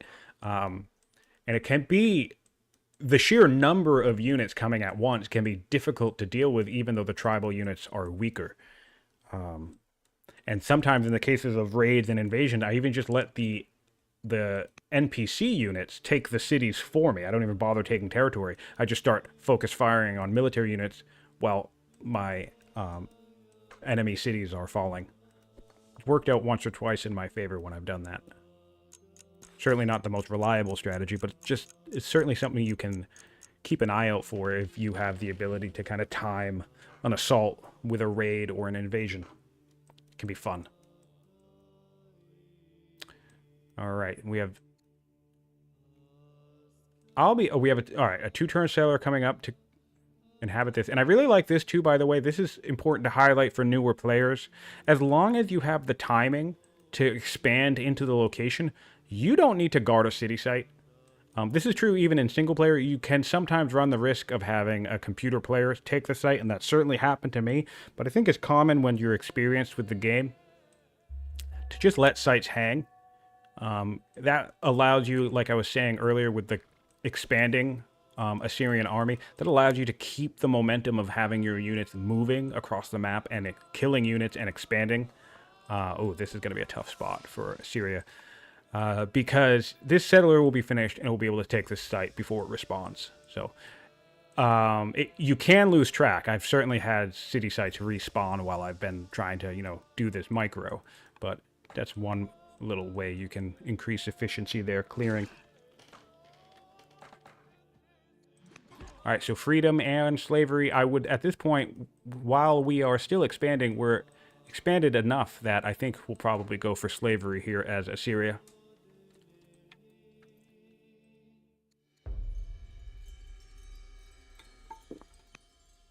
All right, let's take a look at our Germanic friend. Yeah, so this is the point. If you weren't going to rush before, now it's only 180 civics to rush, so you could still save yourself 5 turns. Cut that production in half. So this was a 10-turn elephant, right? Well, you could make it 5-turn elephants just by, you know, putting in 5 turns and then rushing. So that's a little disappointing here. We're building a barracks here, which is nice. We're taking some pressure from the northern raids. Really going to want to clear out these Gauls before they start getting their stupid promotion, their ranger promotion. This is not where you want to see Gauls coming into your empire. Yeah, so if you're also new to the game or less experienced and you're looking for some tips on how to really ramp up your military production, don't be shy about rushing. You know, it's only 10 discontent. That's not a lot. You know, it's not a big deal. We're making 6 discontent per turn, so call it like 1 or 2 extra turns versus worth of discontent. Just, we have 800 civics. No reason not to just bring out an elephant right now. He could have had 2 elephants by now. And those 2 elephants could be north, beating the crap out of the Gauls.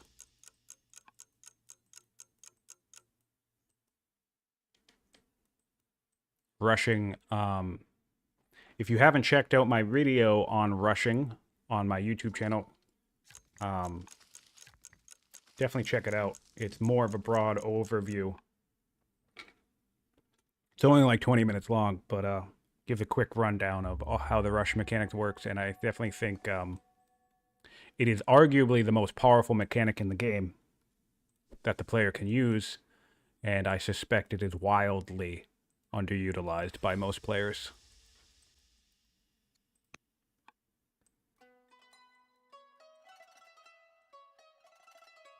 Fun fact about this match. No religion yet. Yes, that was a question in chat. We do have a disciple in each location, but I don't even think Assyria has a second shrine yet. And for Carthage, we have an acolyte, not a disciple, an acolyte, and we're not building any other acolytes yet.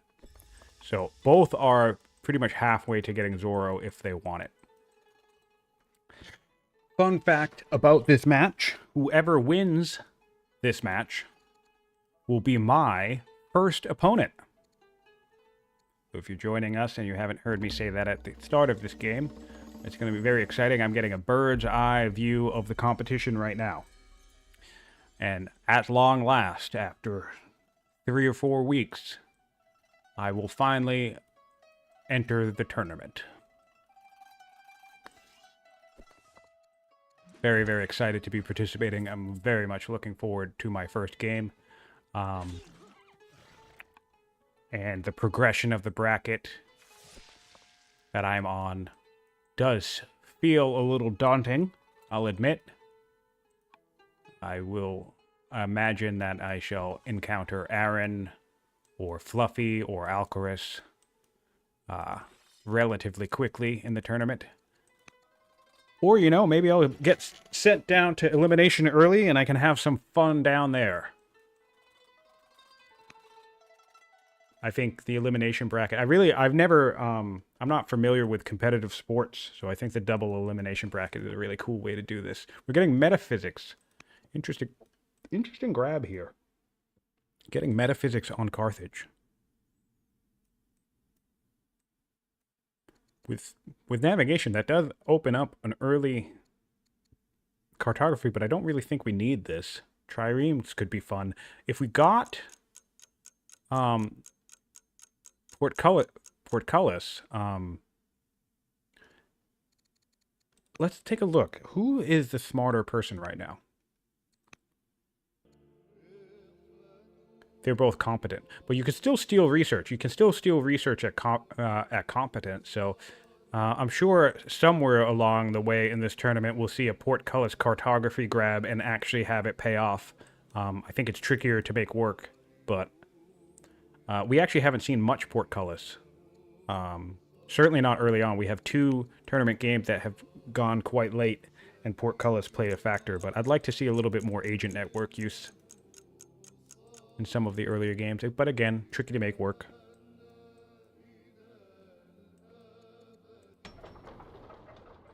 All right, that miner's finished.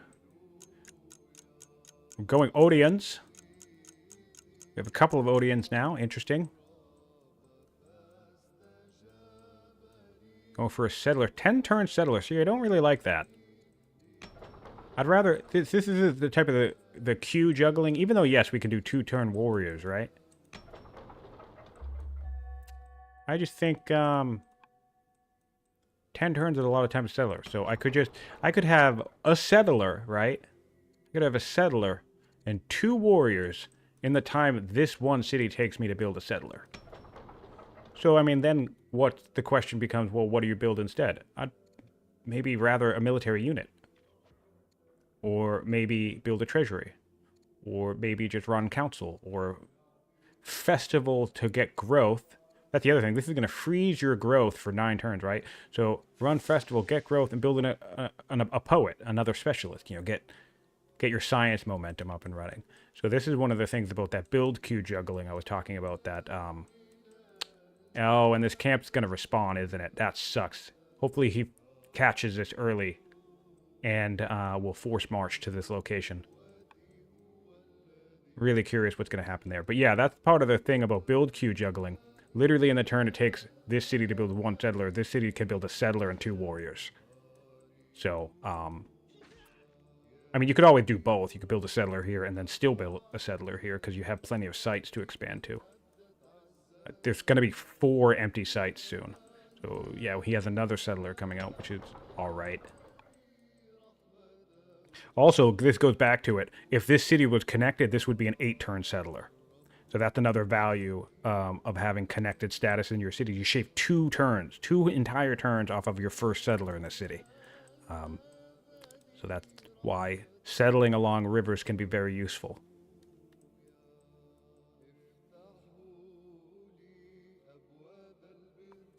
Yes, metaphysics does mean there's a potential law monopolize all religions. That is true. Still need to see. We have husbandry here. Maybe he's going for Judaism. Do we have any, We don't have any, ranchers yet, though. Massive worker buildup. Building another settler. Would really like to see... He's hiring as many as Numidians as he feels like, which is neat. He's just harvesting these extra units from having, peace with them. That's always fun.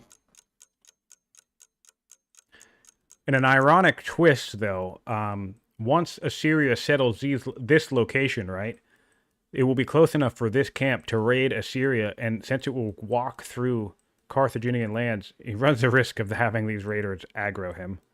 But, I mean, that's a ways away before that happens. Oh, and we got it! Did we get it? We got the Tribal Alliance. That's awesome. Well played by Cycle. That is a level of patience and commitment to the cause and the concept that I like to see here. He's like, no, they love me. They're green. I'm Carthage. We're tribal. Whatever. So now Carthage has free reign. He forward settled this claiming of the center site. That's dope. I love that. So now he has free reign to backfill all these sites. And of course, he is Carthage. He will have the income to do it. It's going to be about 900 for the first site, and it's going to scale up by about 200 or 300 each time. And then, look at this. Because of the alliance, these Numidians are going to start clearing for him, which is just super useful. So that's a nice boon to Carthage, and really nice to see it pay off. You know, it's not as if, like, of course it was random chance, right? There is luck involved, but there was decision. He chose to take the husband, and then of course he chose not to prioritize clearing these sites. You know, he could have broke peace. He could have started, bought a bunch of tribes and just went camp to camp to camp. But he said, no, man, I'm going to roll the dice and see if I can get an alliance. And that's just fantastic to see. Good on him. If that was intentional, that's just exceptional. I love to see it. I'm assuming it was intentional, but it's really, really cool to see. Nice. And this goes back to what I was saying earlier, right? It's like, it's very, very easy for players to think, no, I'm just going to instantly go to war with every single tribe. And for those of you joining in after the fact, it's worthwhile to point out that Carthage didn't declare war on any tribe when he first met it. He stayed at truce with every single tribe. So he took the alternative tribal introduction option that gives, a boost or whatever. So that's actually how, where is it? Where is his camel? Don't tell me his camel is dead. What? His camel better not be dead. There it is. Here. That's how he got this camel. He got a free camel from a tribe that liked him. Which is straight up a free camel. So that's, that's amazing. I love that. And now he's got an alliance, all because he just said, you know what? The tribes and I are friends. Cool to see. Whoa, and we have some early harass. Really, really interesting. So he's capitalizing on that tribal invasion now. I think this is probably going to be a little bit too early. Ultimately might amount to a waste of orders here, but still, I mean, he now has an alliance, so he's certainly going to be protected from any retaliation here. And he could just keep... What I think I would have liked to do was declare war on the Gauls. Although he's also friendly with the Gauls. Not friendly, but peaceful with the Gauls. So this is a Carthaginian play style. Oh, yeah, we have a diplomat. Okay. So that could have been even more intentional. All right, yep. Good call out, chat. I didn't notice the swap to the diplomat. There is an event that allows you to swap. This is still the same ruler. So there is an event that allows you to swap into a diplomat from your current archetype. So I suspect he said that makes it even better. That's even cooler. This was so on purpose. So he intentionally swapped out of being a scholar and said, you know what? No. Free territory for me. Amazing. Even better. Thanks for catching that, chat. This is awesome. Really, really great move. Really nice intentional play there from Carthage. That's going to set him up in such a great position on the map. And let's take a look here. I think what I would do with this advantage, whatever's happening here, this harass, I wouldn't be leaning into this, even though Carthage is also now peaceful with the Gauls. I think I would take my momentum here, actually clear these sites and settle these sites, maybe even first, right? That's probably too risky, but... And then backfill the Numidians. Because now the Numidians are at war with Carthage. You could bring up all of these Numidians to these sites. And, fill the forests with tribal units. And, just stake your claim over the entire map. Really, really, really cool to see. Now, with this level of presence here in the region, we are going to tight timer as conflict becomes on the table. So let's see if they got that right. Yep, we are on tight. Very cool to see. Nice play from... And also, she's 65 years old, right? So you got 60 turns-ish, I don't know when this swap happened, of a scholar. No real reason, if you had the opportunity to swap into a diplomat, secure that alliance real quickly, and then you're going to die soon anyway. So at worst, he's going to lose 10 to 15 turns of being a scholar, which, I mean, kind of sucks, but boy, is that a trade-off that's so worth it. Already has a settler coming on, and hopefully we'll just see a bunch of settlers coming up after this. Really, really great. What a great grab.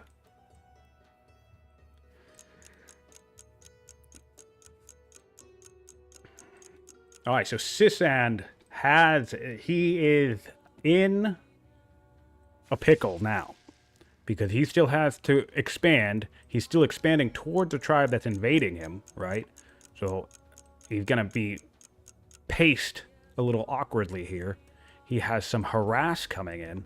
He has Gauls set up, right? And these Gauls, because of the opinion, even though they're a truce, will raid Assyria over Carthage because they like Carthage more. Yes. It worked. They are on tight. There can be a hiccup sometimes when swapping.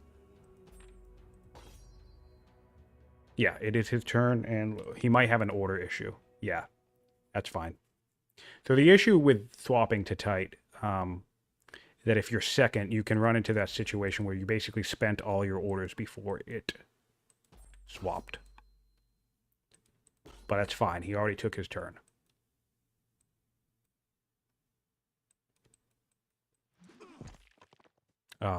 Basically, because what it is one player moves first, but you're already moving on the same turn, right?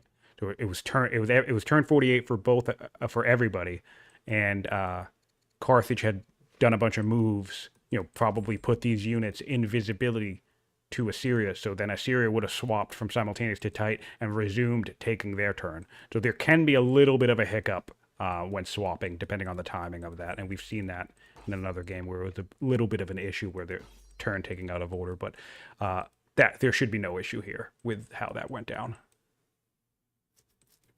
Because it's not like Carthage missed a turn. They didn't miss a turn. They got all the orders and all that stuff. I used to be confused on that. That happened to me a couple of times when dueling, and I thought a player was missing their entire turn. It's just the order of operations. You can sometimes accidentally, as a second player, take your turn before the turn actually swaps to the correct style. Which is one of the reasons why, if I'm the second player, if I'm starting to move towards my opponent, I just ask them to switch it to tight, rather than waiting for them to be like, oh, I'm under attack, let's switch to tight. I just let them know. It's kind of like a preemptive war declaration. I don't mind doing that. All right, so we are on a serious turn now. We have that free ballista coming up in 4 turns. That will certainly be useful. We have an archer here. These archers should do... Are we at war yet? We're not actually officially at war yet. All right, so 7 damage. Yeah, pretty solid. We should take some kills here. I think this is going to put Carthage in their place. That was just a hunter archer, but just demonstrating this, actually. Just the power of... well, there's a general on this too, right? But just the power of... Let's see how much the general does. So 16%, right? So a general and steadfast will do 9 damage to this tribal unit. Compare it to a non-steadfast archer with no general does 8 damage.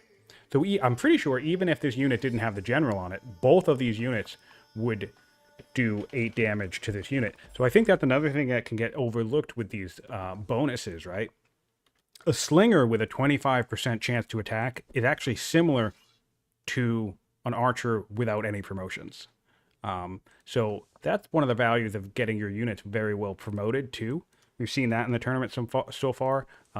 Some players heavily investing the training and promoting their units, because you can be walking around with a slinger that's as strong as an 8 strength unit, depending on what promotions it has. It gets pretty crazy.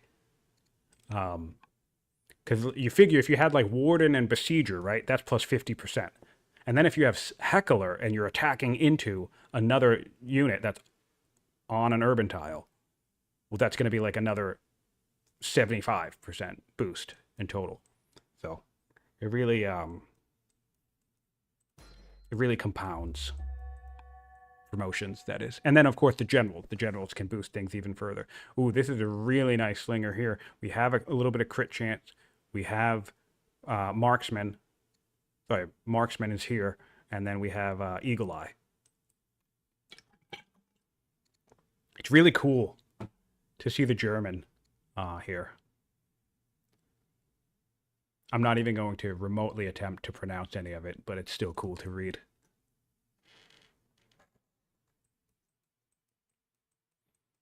All right, so 1 settler coming up.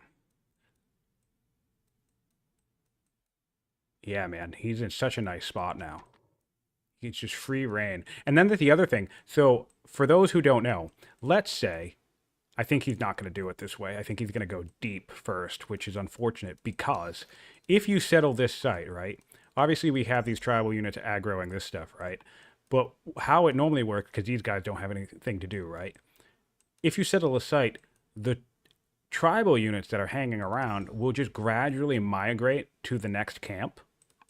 So then you settle this site, and then these tribal units will gradually, slowly, but surely migrate to this camp.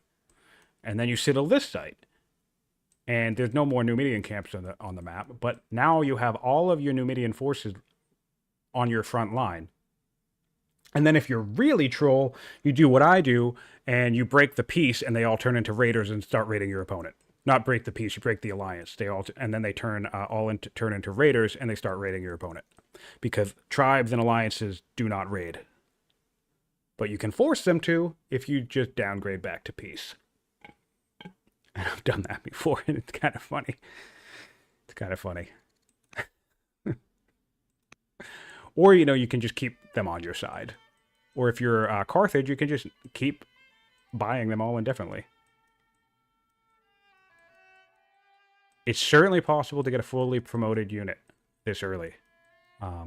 Especially as champ nations, especially as martial archetypes, if you're a zealot or if you're a hero. Very easy to prioritize promoting if you want. Commanders are really good at it, actually. You could have two fully as a commander, I know because I've done this, you could have two fully promoted units as a commander in 30 turns. And yeah, depending on the promotions you choose, they're basically 7 strength units. Certainly would be 6 strength units. We have our elephant. We're getting another settler. Getting another settler. Yep, we're going full bore on settlers. I really would like to see some northern movement on this elephant and really just clear out these camps. Solve the Gaul problem. Solve the Gaul problem. Solve the Scythians. You literally, I think at this stage, given the... Oh, did Assyria get truce with these guys? No, yeah, so Assyria is still at truce. Look at this pile up of Scythians here. So really, Carthage has free reign to just expand all across the north and expand all across the center of the map in his current situation. Completely unobstructed. Whatever is happening here, I wouldn't be doing this. Just back off. Spend your orders on growing the size of your empire. You can harass and conquer Assyria later. This probably won't die. Yeah, there's nothing in the area that can kill it. Yeah, so a bit of a waste with orders here. This is, and none of these are upgraded. They're elites. Yeah, back these off. Get them to level 6. That's, unfortunate. Let's see what we can see as Carthage over here. We have pretty good visibility. Call it a fact-finding mission, a scout mission. Carthage does not... speaking of generals, let's see. Yes, he has a handful of people with Numidian blood, so he will be able to put some generals. In fact, this looks like it's a hero. A Hild. We have a Hild here, and that is... Or, wait. Do they not pronounce H's? I don't. I'm so American. I hate it. All right. Yeah. So anyway, enough embarrassing myself. But yes, we do have a hero, and that guy will be able to go on as a general. Take a look. Let's see if we can't. Yeah. So here is that general there. Civic boost. Spoked. I kind of like spoked here. Oh, I mean, you can't dump the civics boost. I mean, I guess your Carthage you can, so we're getting the,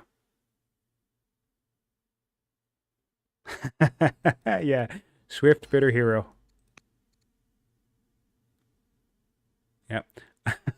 I love the German word for swift. Flink. I think I'm just going to use that from now on. Just get flink on your horses, man. Flink zealots. Really cool.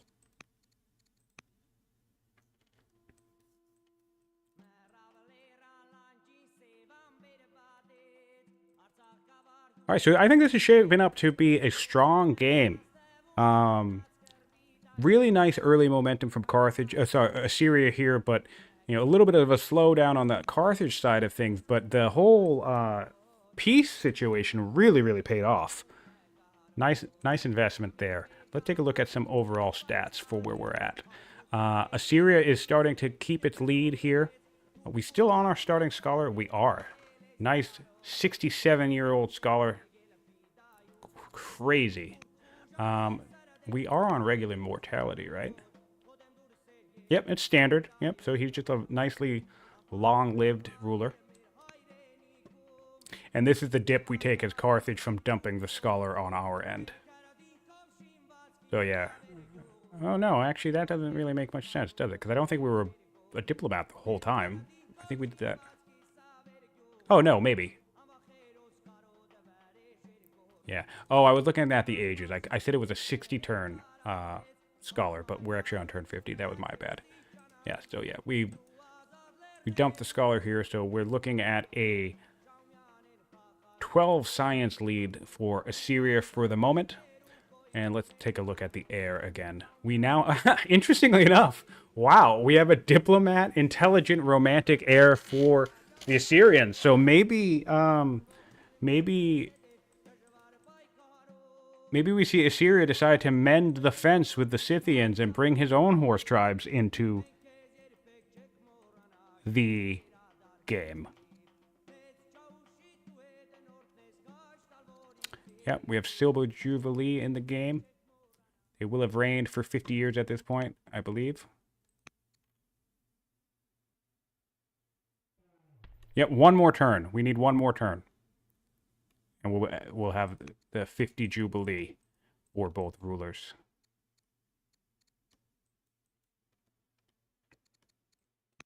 All right, on that note, I'm just going to set it up, kind of looking here for a moment. I don't really know, not really sure what to focus on. And I'm just going to take myself a 30 second to 1 minute or so break and fill up my water bottle and all that stuff. So thanks for tuning in. Thanks for being with us. I'm going to keep it live, keep it streaming, and I'll be right back.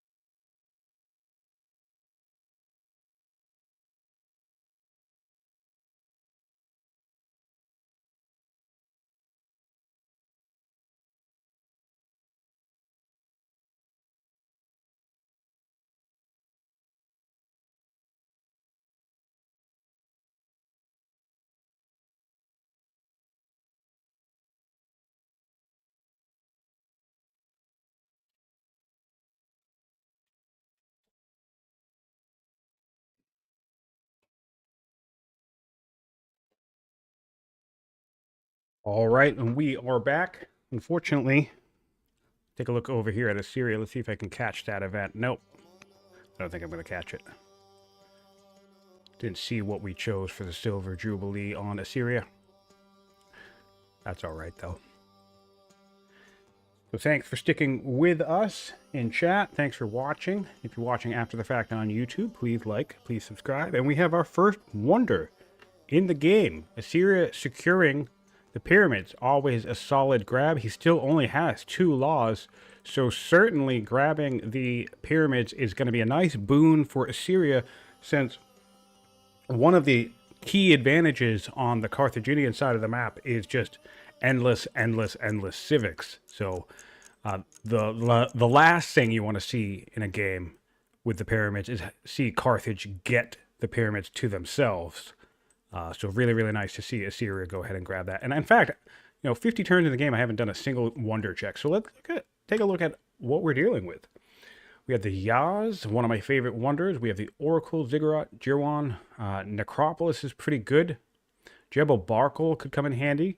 We have the Heliopolis, which is a huge endgame prize if we can get there. We haven't been seeing very many legendary cities in the game. And of course, the museum is always a nice prize that's strong as well. Acropolis can be decent enough too. I think Patrons has enough civic output to toss a bunch of forums everywhere. Increase your order efficiency that way. Yeah, so I'd probably, if it were me, I'd probably be thinking about the Jebel, the pyramids, obviously, the Yaz, really like the Yaz. And Museum and Heliopolis would be all the grabs that I'd probably look at throughout the game. So, alright, so our first wonder is being constructed. And interestingly enough, Assyria is just kind of going full bore into the Scythians. Not intimidated. He does have spears now, so he's going to make quick work of these units. And spears, of course, will protect him from harass from Carthage. Interesting. Looks like Carthage did get a raid from the Gauls. Okay. Oh, they're at war now. Okay, that makes sense. Both rulers still alive. Not even ill yet. Looks like they'll make it to 70. Alright, we have a forest march settler. And we are finally making our way north with our lovely composition of units. We have a camel, we have an elephant, we have a Numidian, and our good old-fashioned Krieger. Alright, we have a new city. Another settler coming in 2 turns, another settler coming in 3 turns. So yeah, we're just going to see a massive burst of expansion here. And this is, I mean, this is going to compound slavery. We have tyranny now. I'm not feeling the colonies pick here. I mean, maybe we purchase along the coast, but if we're not going to be doing that presently, there's really no reason to have it in line. He has done some purchasing now, though. So since he imported here, he brought this to this city. Okay, I can respect that. Maybe we'll see some purchasing down here to get another elephant online. Going for a worker here. Great. Yeah, man, this is just such a wild development for Carthage. Really nice, strong use of a diplomat. Diplomat is tricky to use in multiplayer. He didn't start with the diplomat. Obviously, he did get an event. But, I mean, I could see an odd case of maybe even starting with a diplomat and just expanding rapidly that way, just focusing on expansion. But you definitely will want one of these wider maps, one of these larger maps. A tiny map is probably, instead of a dual map, if you're going to risk that opening strategy with a diplomat. And of course, there's just massive synergy there overall with Carthage, who starts with aristocracy. So it's easy for them to get an ambassador to run the mission for peace. Because you do need peace before you can offer a tribal alliance. And then, of course, as Carthage, you get to hire all the mercenaries, which is always fantastic, too, and upgrade them all. So strong synergy for the Carthaginian diplomat for anyone who dares attempt to make it work in a multiplayer duel.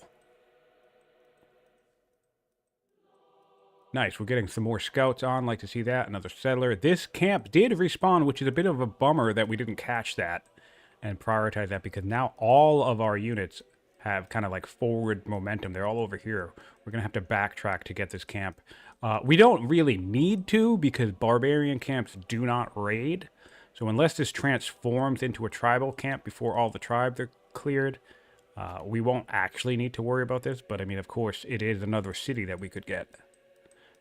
I'll be curious to see if he sends this down here thinking it hasn't responded. But I suspect Seasand has been playing well enough that I think he must imagine that it's respawned by now.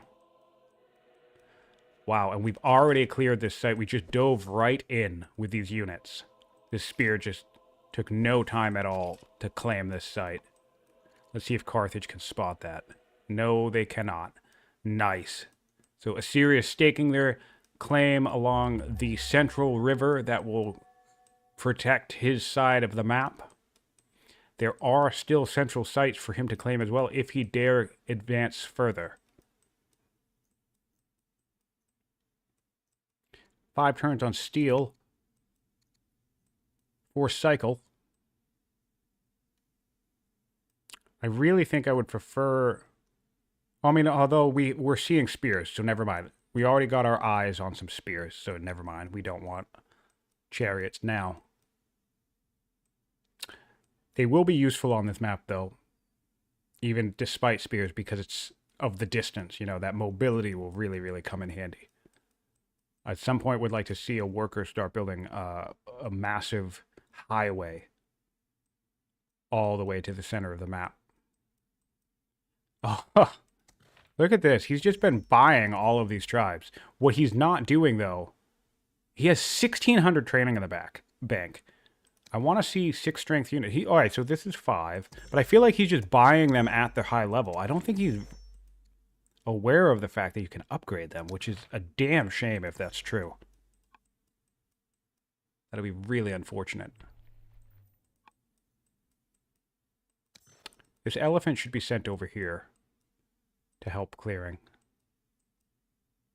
It's interesting because Carthage is still dealing with this Gaulish problem with, you know, these northern tribes along this mountainside, whereas Assyria is just completely, fully expanded into his starting region. And that's one of the reasons why Champions is such a good pick against Carthage, because it's not even about countering their tribal units. It's also about keeping pace with the rapid rate of expansion. And you'll definitely have an easier time keeping that pace if you're Champions, because Assyria just made very quick work of his tribal profile on his side of the map. This is great, man. What a great layout. Cities are pretty far apart, though. Each city is pretty spaced out, so that will make battles very interesting once they start getting into warfare, because I think, you know, if you can retreat, like if you're forced to retreat it, you'll have like more time to kind of like get yourself set up at your backline location, you know. Will be really cool to see. Wow, we have really nice opinions all throughout the court here. Swimming. Everybody love. Oh, it's a diplomat. That's why. Extra family. But also even the opinions.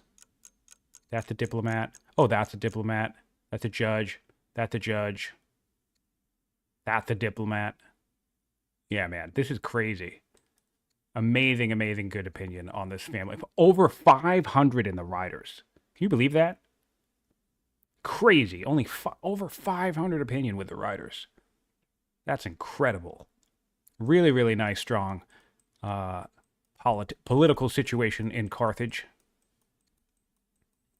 And interestingly, one of the reasons why is that you actually don't have a lot of discontent, because he settled riders and then never bothered bringing in riders again until this city over here.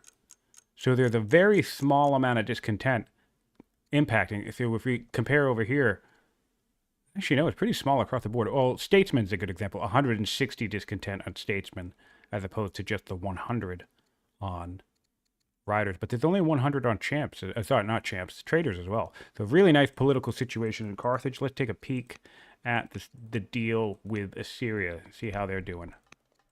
Pretty decent, you know. Green in 2 of the families. And we still haven't spread paganism to either of these 2 families.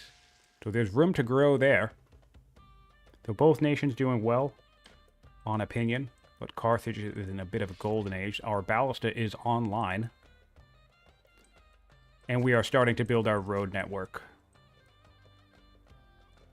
This queuing of actions is very interesting to me. I don't think I've ever seen a player use this feature. I know I've never used this feature. Wild. Wild. This Carthage is actually raiding and pillaging. This is crazy. Okay. That's funny. I don't really like that because on the one hand, you can think, oh, I'm wasting my opponent's orders, spending units and repairing stuff. But you're also wasting your orders, getting that horse. These horses came from all the way over here. And then they were like 2 other tribes. He might have just bought them from over here and like sent them in. So maybe he's going to do that. Maybe he did that with scouts, but just save the units, right? Save the orders. All right. So the nice thing about the tribal invasion AI is that they actually retreat if they sense that they're in danger. So in some ways, it actually makes it easier to clear tribes because you can tell that this unit, for example, it backed off. That's why they're consolidating it like this. Nice. More road network. Nice to see it. Gonna go straight across the map here. Great to see.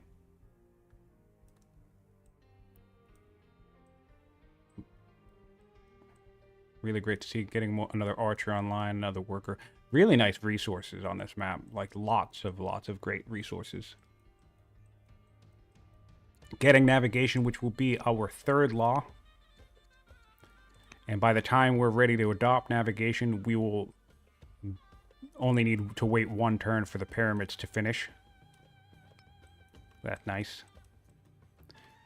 And we have a nice civic stockpile. And we're making 100 civics per turn. Let's see here.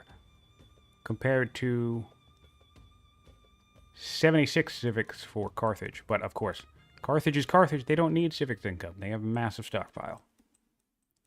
And they're going to get 2, 4, 600 civics more at least from settling all these cities. And then 8, 10, 12, 1,400 more civics if they can get the rest of the top of the map as well. It's just such a wild civics output, which is another reason why I'd like to see them rushing more. In fact, you could even pay back the cost of a settler by rushing it. If you wanted to expand super rapidly, you could just put a couple of turns into a specialist, spend, 200 or 300 civics rushing it, and then it will pay most of the cost back, That will let you rapidly expand.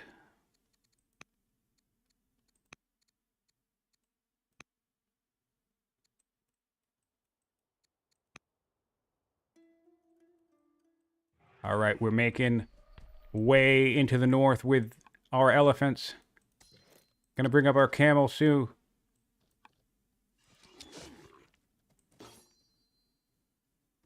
Honestly, this is the type of unit you want to buy, though. I would be buying this. This is, it's expensive, but man, Ranger? Oof. Ranger's such a good promotion. Maybe I wouldn't buy it. That's actually expensive. 1,200 gold. I probably wouldn't buy that. It's all the way back here. It would take forever to get to the front line. He's going to be very excited to see another elephant. I don't think he's aware that this is here. He can't see it currently, but I'm not even sure he revealed this part of the map yet, to be honest.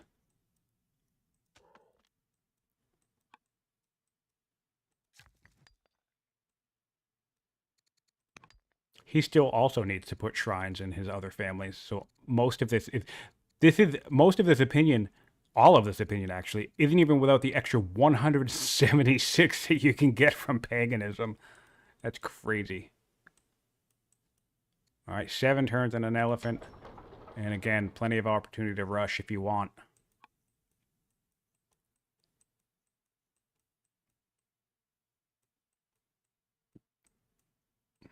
Really amazing alliance for this game. I'll be very curious to discover who wins this game in the long run. I don't know how long they'll be playing today. I will be with them for as long as they wish to play. But I'll deeply curious to see if Carthage can translate this newfound mid-game momentum into a win.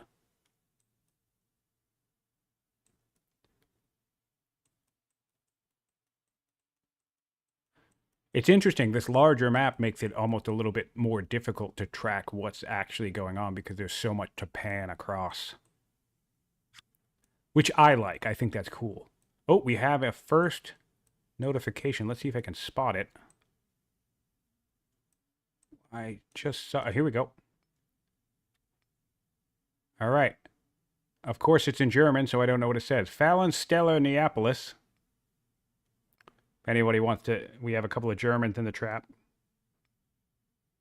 In the chat, we have a couple of Germans. If anyone wants to tell me what that says. Any of this. Yeah.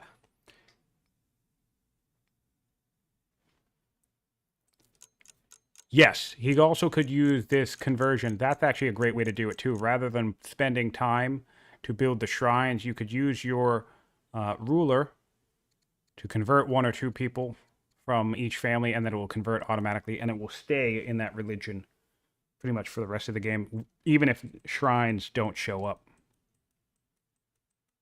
All right, so lots of Numidians moving forward. Really, really want to see these get upgraded. And Numidians, sorry, Assyria was able to see those horses cross. So he's probably feeling very happy about the fact that he has spears in his empire.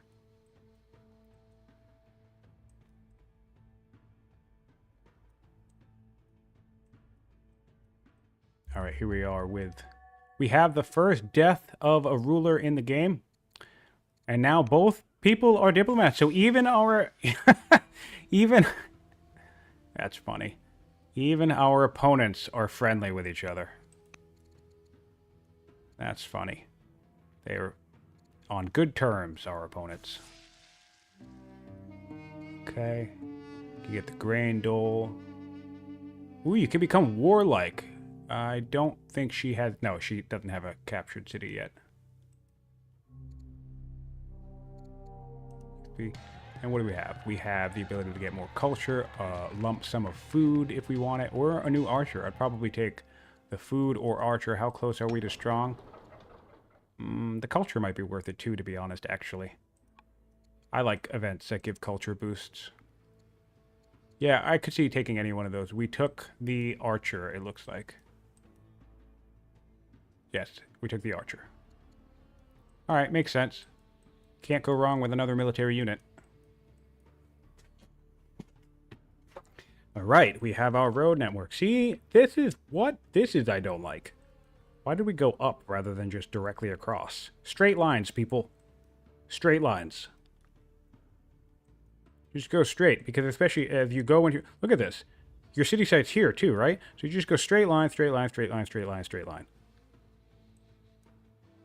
Do the whole thing.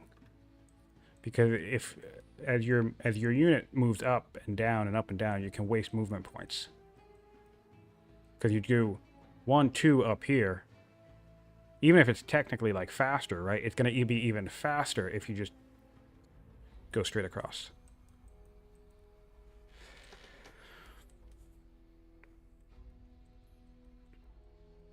All right, so we have... Let's take a look at the family breakdowns here. We have only 1 hunter city on the map. That fascinates the hell out of me. 3 champions, 3 patrons. Maybe he's thinking he'll put his front line as hunters. This will definitely be a hunter seat because of the game, I suspect. But maybe he's thinking I'll put all my hunter seat towards my opponents. Because now by only having 1 city here, he can't afford to just go hunters, hunters, hunters, and have his entire front line border be hunter cities, which would be beneficial.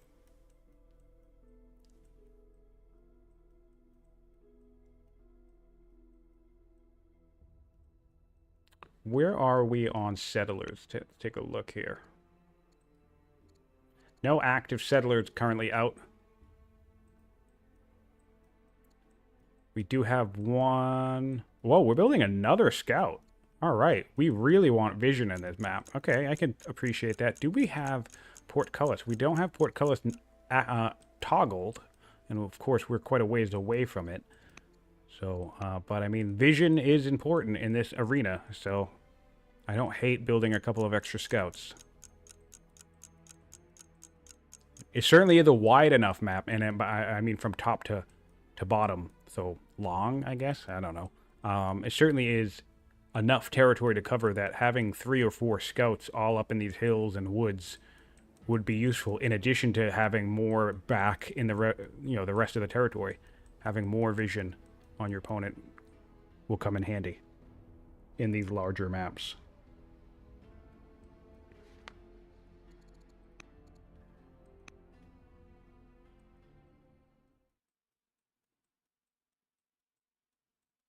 All right, we have a settler ready here. 2 settlers out in the open, ready to go to their next destinations. Yep. Be curious where he decides to go first. Steel building workers everywhere. Well, in the new locations. I think he just finished one, yeah. Up here. Doing a trapper in the back. Yeah, really, just think about the momentum. He has 1,700 civics here. Nice, we're going for a clear here. And I'm just thinking about his momentum. We've seen him build 1 elephant, yes. But I really think by this point he could have 3 or 4 out in the open, if not more, maybe 6 elephants. And that, I just kind of try to imagine the momentum that would translate on the map. He would be clearing more tribes, or unlike what he did earlier when he came over here with just random tribal units, he could be threatening his opponent with 6 elephants. You know, in the same kind of time frame he is here, all by just dumping civics into this. Of course, there's risk there, right? I just instinctively tried to heal that unit. Of course there's risk, right? Because if you dump all your civics into military units and you try to do an early push or whatever, it doesn't work out in your favor, then yeah, maybe you've fallen behind in momentum. So, I mean, he might forget to attack this camp, and I'll be disappointed if that happens.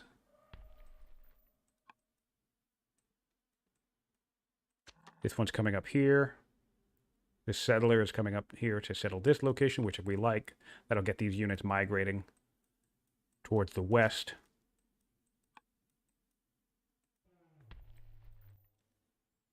The players have a good amount of time now. They have about 4 or 5 minutes per turn. Nice, and we are making use of colonies, so it's nice to see that we are taking advantage of that. And the other nice thing about having colonies, in addition to that flexibility, is, I mean, his order economy is pretty solid. So at any point, he can just swap into this just to boost his orders even more. So really like to see the diversity in play here and how it's kind of working out for Carthage. He didn't attack, though. That is unfortunate. He'll be able to clear next turn, so I guess he didn't have to. Never mind, he didn't have to. I do the same thing. If the attack that I'm going to... Although, is that going to work next turn? He needs 15 damage.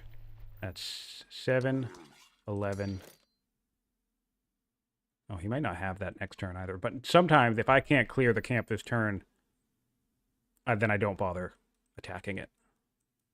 If I'm going to need every attack next turn to clear it anyway, so... Oh, he bought some orders. He spent them on something. Don't quite know what. We're getting another shrine down here. He does have a spear that he can also...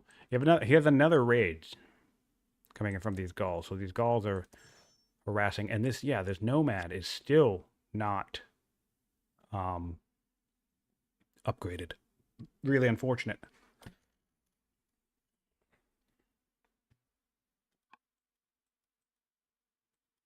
He bought a few more orders. He's improving some tiles with his workers. He's got lots of ground to cover. Yep, he's buying more territories, buying these horses. Pretty solid. The order potential there. Still not attacking with this elephant, though. I think he's going to need to attack it this turn. So, hopefully he doesn't. All right, so we are agreeing to play for another 6 turns, which is nice. That'll probably be about another, like, I don't know, 20 minutes or so, give or take. And I believe both players are available to play some more tomorrow. So we should get some more game time going. Really, really cool to see in this tournament, having games take place pretty much every single day. Of course, we've seen some of our first eliminations this week. So the game schedule across the tournament will become a little less intense as players start to exit the tournament.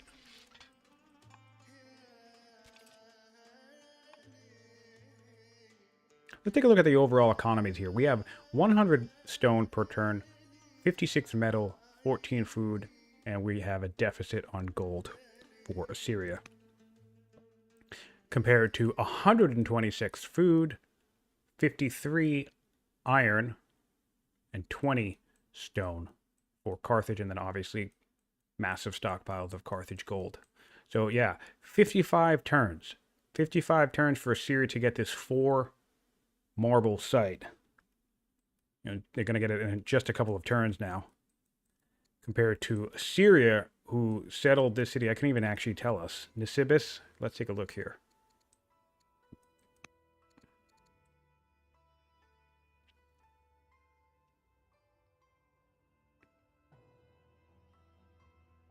Oh, no. We must have been way earlier than that.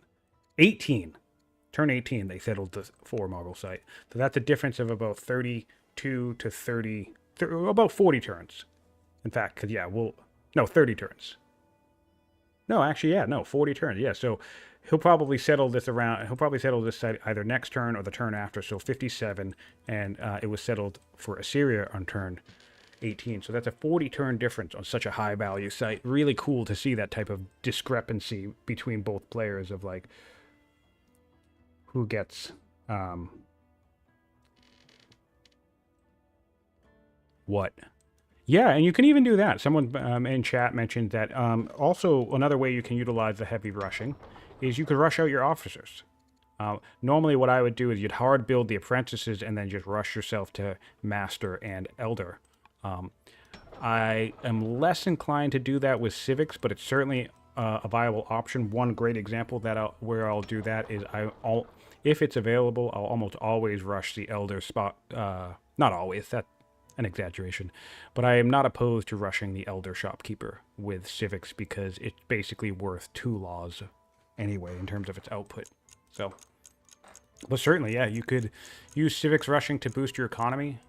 You could do specialists, you could do settlers, you could do elephants, all sorts of options. Carthage has a lot of flexibility because of their stockpiles. Alright, Assyria made good work up here of these horses. I don't think he's going to be threatened from the ones further out. He has a settler, so this settler is probably... He still has not settled his free site, which I find fascinating. I guess you don't really have to, but... Would like to see maybe another settler coming out. Alright, let's hop on over to Carthage and see how they do with that Scythian site. Oh, he'll be able to clear it now. Yeah, okay. But technically that was a waste of orders, right? Because you figure, if he just spent 1 order to attack with this elephant first, last turn, not first, but after the route last turn, he wouldn't have had to spend the 3 or 4 orders that it took to move this warrior and attack with this order this turn. That's... things like that, man, all add up to translate to order efficiency in the game.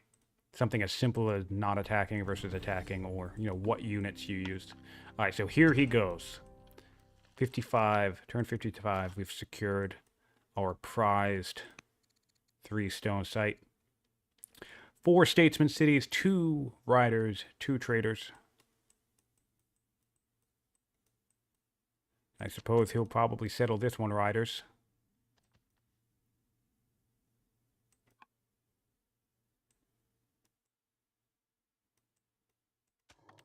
Or maybe he'll just keep stacking statesmen for the orders. Nope, we have riders. All right, makes sense. So now let's do a city count.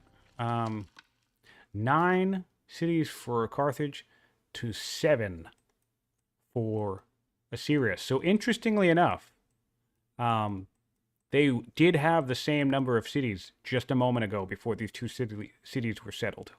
So that's good news for Assyria, and Assyria will be settling another one, maybe not next turn, but maybe the turn after. That's nice. All right, and we have Carthaginian units making their way to the north. This is probably not going to go well. There are a lot of them, but I mean, your opponent does have spears. We need another spear nearby for Assyria. Could force march up to around this region. Yep. And this is what I'm saying. I honestly think if we put a road here, here, here, and here, I think this force march could get to about here-ish, give or take. Maybe even a little bit further. So that's one of the reasons why I like to try to be super efficient with my roads. All right, so we have an aggressive posturing from the Carthaginians on the border of Assyria's frontier. Be very curious to see how they react here. They can definitely get at least one kill. Maybe this spear, plop this spear in the woods. These are all ranged units, so that could probably spook Carthage back. They might just choose to advance with some swords. And I believe, well, we're one turn from steel, so these will get upgraded to axes shortly. And, I mean, they can make this distance with a forced march. So we could start seeing some serious aggression here.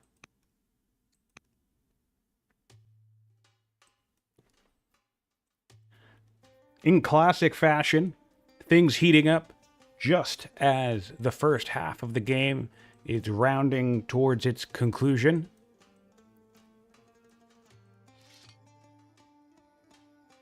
Probably will want to start moving this ballista to that front if you're really hoping to contest as well. Bringing an archer up.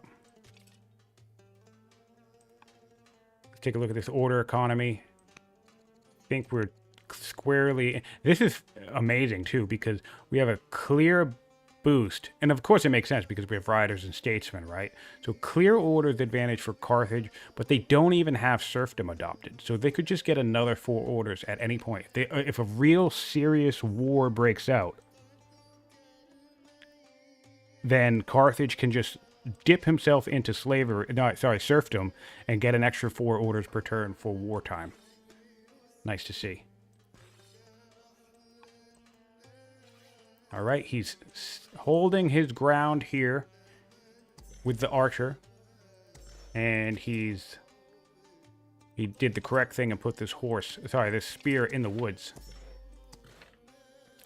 That spear can still take a sizable amount of damage, though. It's going to be about 6 damage. 2, 4, yep, 6.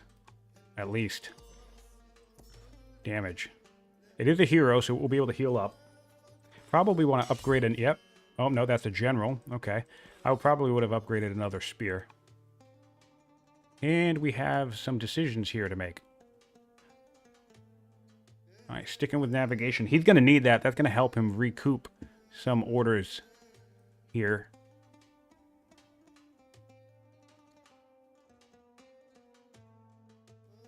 Carthage still has colonies.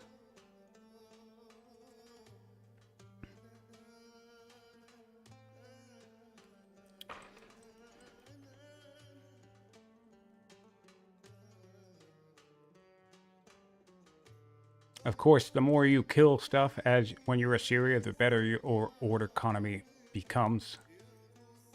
Not sure how I feel about council down here, to be honest.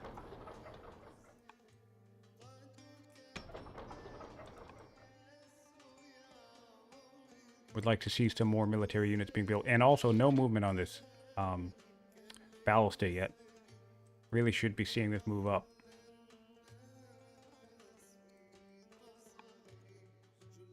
Also the settler as well, so I'd probably prioritize the settler to actually get the city down.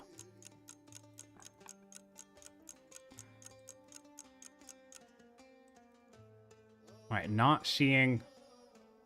This has... Oh, he probably took his time. Oh no, now he's building something, so... He's building a barracks. Hopefully he doesn't suffer the same issue that I was talking about earlier, where you kind of can't really see the icon here. The city center obscures this very nicely. It's very difficult to see that something's burning right outside your cities. Now the pyramids and navigation will come online at the exact same time, so that's going to be really nice. Right, back to Carthage. Let's see how Carthage handles this situation. He's 11 turns away from machinery. Still, hey, you know what? This is actually great. We're talking about the fact that he didn't have the marble site. Well, this entire time he didn't even have stone cutting. He's floating all of this stone production on his economy, on his gold income. Classic Carthage stuff. All right, we're backing off here, it looks like. Interesting. He might want to keep his opponent interested, right? Because we'll probably see a couple of axes upgrades right now. So maybe we move forward one step with each unit, upgrade as an axe, and then would be able to come in and start attacking the spear while we bait the spear into thinking, oh, you know, I can handle easy tribal resources. Oh, coming up with a slinger, so maybe there goes that idea. Really want to see axes upgrade, though.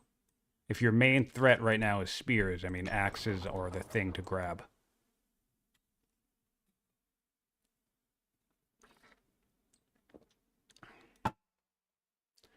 Nice to see some conflict to round out the first half of the game, though. All these Numidians will now migrate towards this site as well. And then that's the time where if they all migrate and they coalesce down here, you break the alliance, and they'll all raid Assyria, and that will just be hilarious. You send like 6 tribal units towards your opponent. And then, once the raids clear off, you declare war. Oh, you need to settle this, too. Yeah, all right, so settle this, migrate everything to this site, then break the peace. That'll be funny. And then once they raid, you, not break the peace, you break the alliance. And then once they raid, that's when you break the peace, and then you just kill them and take the site. Troll tactics. So no axe upgrades. It's just so disappointing to me because you get your good timing, right? You get your steel, you have you're in a conflict, you have your counter lined up. Really want to see quick reaction time on these technology upgrades where it's like you get steel, just immediately have 2 axes and start posturing with 2 axes. That would put Assyria in a serious bind. At least in terms of contesting this city site. And now Assyria is a little bit on the clock, right? They need to develop themselves to a strong enough position to be able to get themselves to conquer Carthage before Carthage can get so entrenched on the majority of the map that their economic advantage becomes insurmountable.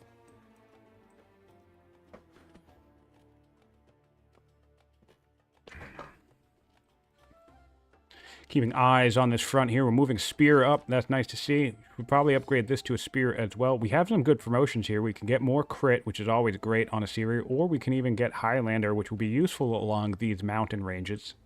Or these hills up here, should I say. Terrain can be such an important aspect of military combat. Also, if any of these melee units happen to have amphibious, yep, we have one right here. Would love to see an amphibious unit. You have these massive rivers on this map script that just go top to bottom.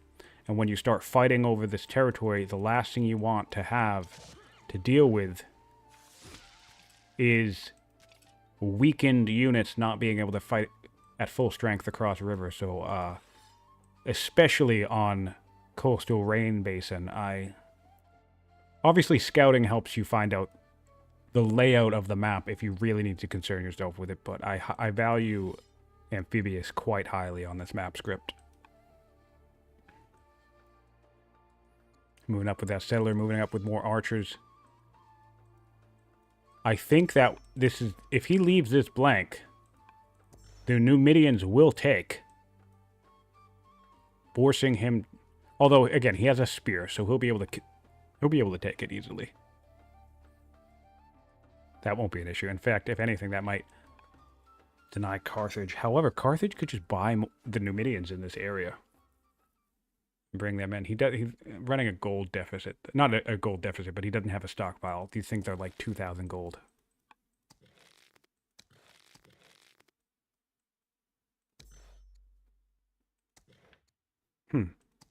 Oh, they're cheaper if they like you. I forgot about that. So yeah, the Numidians are only 600 or 700 gold a pop. I forgot that they like you. That the more they like you or the less they like you, the more expensive they become. That's why the Gauls over here are so expensive. I forgot about that. I completely forgot about that.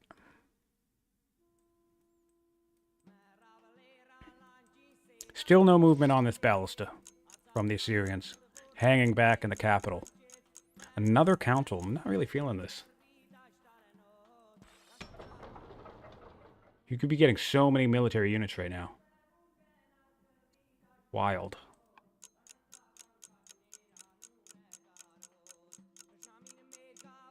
Wild. You need to go on some chopping sprees. You need to send a worker out to this center of the map and just start deforesting this entire location. He has truce. Assyria has truce with the Gauls. He could literally just spend the next 30 turns just taking one worker, just going chop, chop, chop, chop, chop, chop, chop, chop, chop, chop everything. Give yourself like 3,000 wood. Probably wouldn't be that high. It'd probably be closer to like 1 or 2, but still.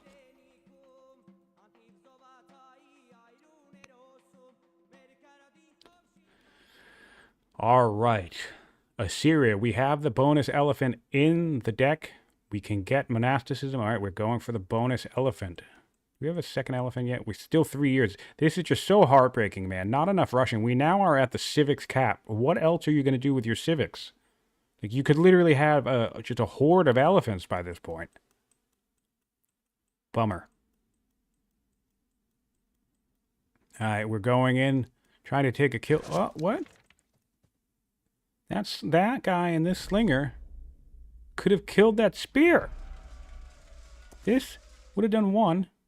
He attacked the archer. Oh no. He actually could have taken down that spear, and that would have been a problem for Assyria right now.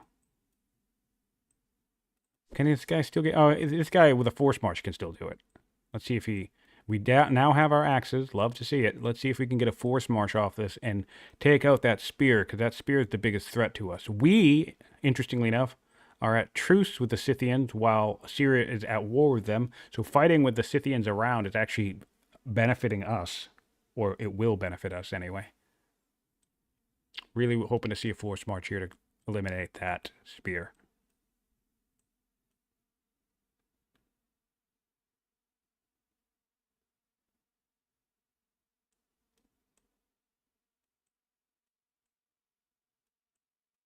And see, this is what we're talking about, the gradual migration, right? These guys are going to migrate down here. They migrate to the closest site. So they'll migrate this way, and then once you settle this, they'll all start migrating this way.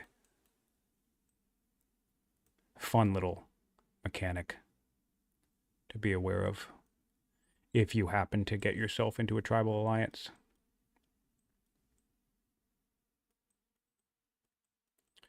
Still dealing with some backline raids. He now actually has secured peace with the Gauls. That's probably the tribal invasion event, so he will likely be able to get the 10 legitimacy for that, since I'm sure he's planning on clearing that site anyway back here. And there's only 2 more Gauls on the map, who will end up out in the open if they invade him anyway, so that's not really a big deal. Plus, the great thing about Carthage against tribal raids, right? Not tribal raids, tribal invasions, is you can just hire the units while they're on their way to you, because you can't normally hire raiders, right? But you still can hire organized tribal units that are invading you. So technically speaking, a tribal invasion against Carthage just sends units in your direction for you to hire. It's definitely more expensive, but it's still technically true. We have a judge on the throne, so our old diplomat, and we have a slothful judge, which is unfortunate, but we do have eloquent, which is nice. What else? Let's see if I can determine this one. Oh, right, and this one is not drunk. I can't remember what it is. I know what this is, but I can't remember the word, unfortunately. But I know this effect. All right, so cool. Judge on the throne, so we can get even more civics by holding court, since we're making over 100 training per turn. So you could just spam hold court indefinitely, and another reason to just keep rushing with your civics. And yes, we got the force march up here to kill that spear. Nice job, Cycle. Good to see it. Good to see it. Headed over to Seasand to see how we react here.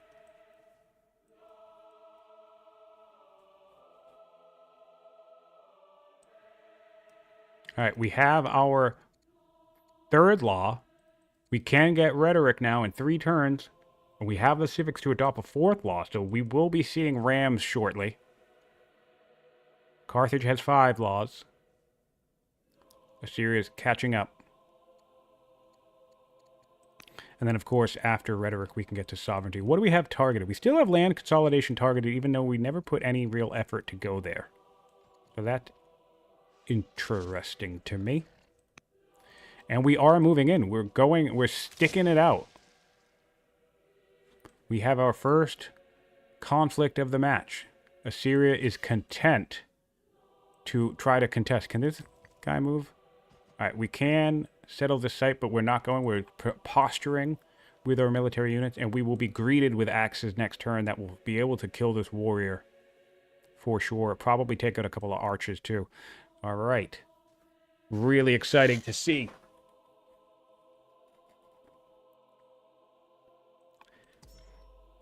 No upgrades on these tribal units. So this attack, this conflict isn't... It's wild, because this conflict could be more in Carthage's favor, because let's not forget, they just randomly sent a couple units over here to die. So those could have been over here. And then all of these tribal units could have been upgraded, giving him more strength. So, Carthage is still doing pretty okay here. But they actually could have been doing even better. I'll be curious to see if they just... Yep, there's an elephant marching this way. The camel... By the way, let's take a look at that. We have no more orders left on Carthage, so I'm just going to... Sorry, Assyria, so I'm just going to head back over to Carthage. Check out this camel. The camel can bridge this gap. Look, just 1 force march.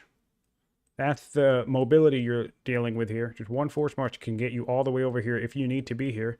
2 turns, you'll be over here. 1 turn to move, and then another turn with a force march, and you're in the conflict. That's one of the reasons why I love camels. You can take some... You can move over here, take a turn to heal up, and then you're even from back here, you'll be in force march range. Nice to see. We have 2 turns left on this match. Our players will be stopping at turn 50. No, 60, forgive me. I don't know if they'll play their 60th turn, or if they'll just end after turn 59.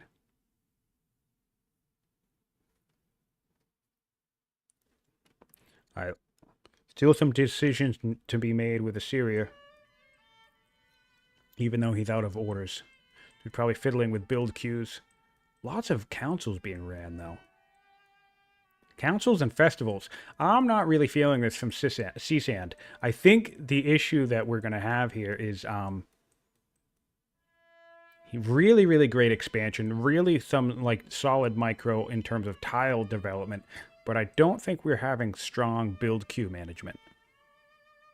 Like, I don't really quite understand the idea behind... I mean, over here, I guess, because we still could use citizens, and we have really high civics. So festival in this city is fine. But we have council in several different cities when we have decent resources, and we should be building military units. Especially now that we're in conflict, so interesting what's going on there. Really interesting what's going on there.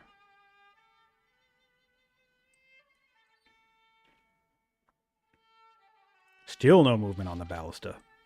Hopefully once he spots some axes coming up. Oh, and they're just out of range, too. Just out of range for him to see. I suspect once he spots some axes, he'll start moving the ballista. But the thing is that that's not the time you want to move your powerful units. You want to be gradually moving this to the front line. That way, you have it here once the X-Men show up. You know, you don't move it once you see the X-Men. All right, seems as if Seasand is out of time. Over to Carthage we go, and I think it's going to be time for some surprise Axemen. Can absolutely kill an archer here. Let's take a look at the power as well, too. I don't know what that says. So, I'll check in a second. All right, they're even. They're neck and neck. Carthage is actually losing a little bit here, but all right, we can definitely take another kill now. So let's see how they do and what their choices are. Pretty even conflict for both players.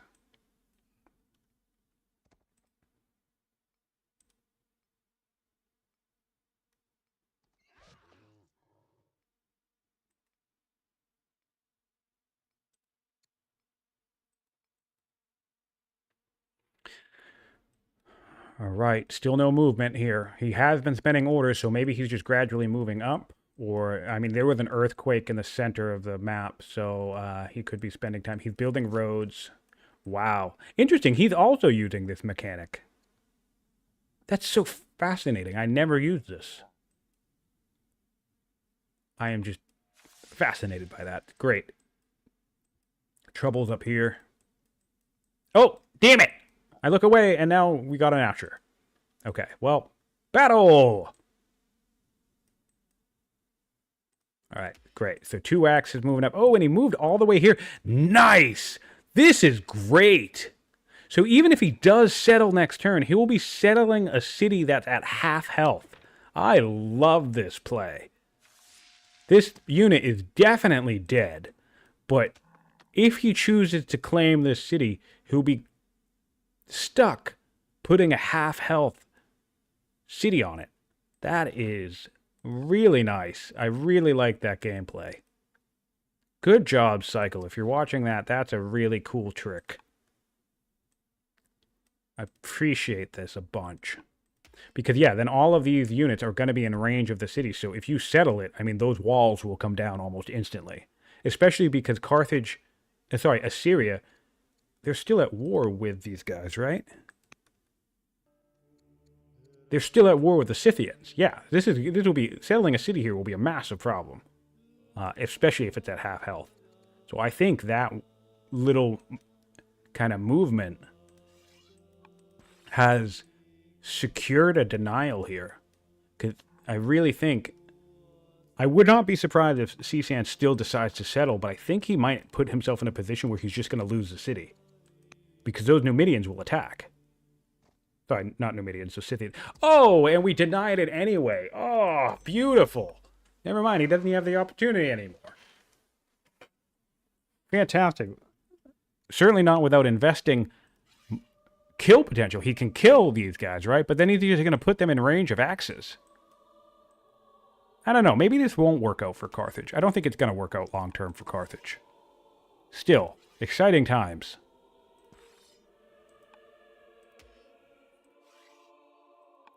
Exciting times. Time to see how Assyria behaves under pressure.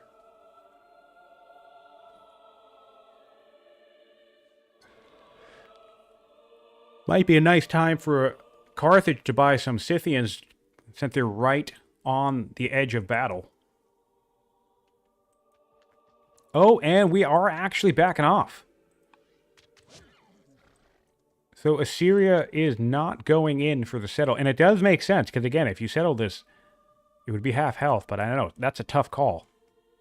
Hard to judge, because you don't see what your opponent has in the region. Going in for this tribal kill. I think this is a misplay here, because this archer is going to come over here, I suspect. Nope, he's going back. Great. But I feel like these warriors are probably dead. Although if you do that, then I guess maybe you lose an axe to some archers, so. Nice. This is strong pressure on the map from Cycle. Really, really great to see.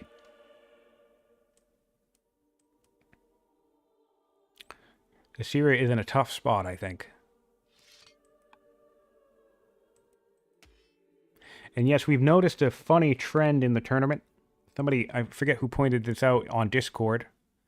And I don't want to call this match too early. Of course, it could go in any player's favor. It's just things are starting to look pretty nicely, pretty comfortable for Carthage. So I'm just thinking about the idea that if Carthage does manage to win this match, it will continue a funny trend that someone noticed on Discord, which is the player who struggles to clear their first barbarian camp, meaning it respawns or kills their starting unit or, you know, whatever, they just lose momentum there, right? Apparently, every time where that has happened, that player has gone on to win the game. So that's a funny observation. It would be funny if that trend holds true in this match. It'd be such a weird statistic.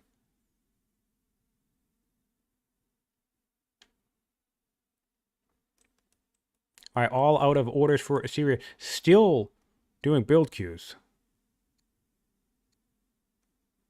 Council, I don't understand what's happening here. This is going to kill Assyria. He's been running council on his capital and down here in this city for like 6 turns or more. He's been running festivals. He's running another council. You're going to need more than one build queue, buddy. Yeah, a little bit of trivia for you. We're going to have all sorts of stats and trivia at the end of this tournament. We're really looking forward to it. We're trying to get in the habit of making sure that we have end game saves uploaded once every game is over. And Alcaris is a big fan of deep diving stats and writing programs to analyze stuff. So we're going to have all sorts of fun, quirky statistics and figures to toss out as the result of this tournament. Because don't forget, there are going to be over 50 games played total in this tournament. So that's really cool.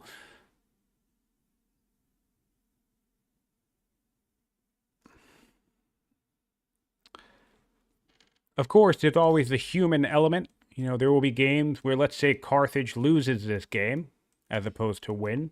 You know, that might not have anything to do with Carthage as a nation or their position on the map. That could just come down to the tactics between the two players, you know. Maybe Seasand takes a lead in his ability to kill his opponent, although I'm just really not feeling... Yeah, man, I'm not, like, I don't understand why we've been counseling the capital every turn. It's a champion's capital, too. Like, that's a huge waste. We have another council queued up.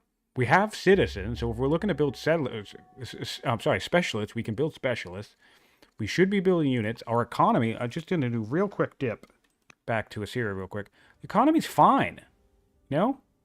We have positive resources in every category except gold. Our stockpile, our civic stockpile is massive. What? Yeah.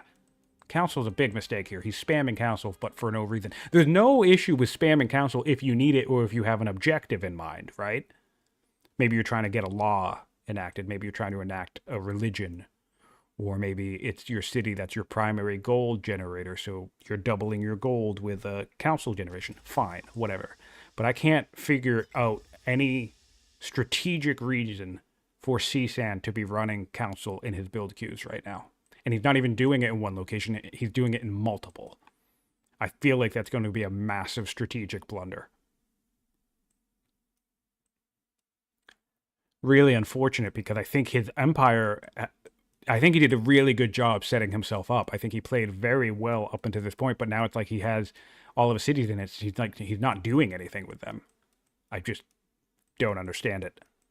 So Seasand, if you're watching this, apologies, buddy. I think you're playing quite well, but I think you know, and I'm certainly going to ask about this if I'm in the post-game chat. So, but for now, with my current confusion, you have to use your build queues, man.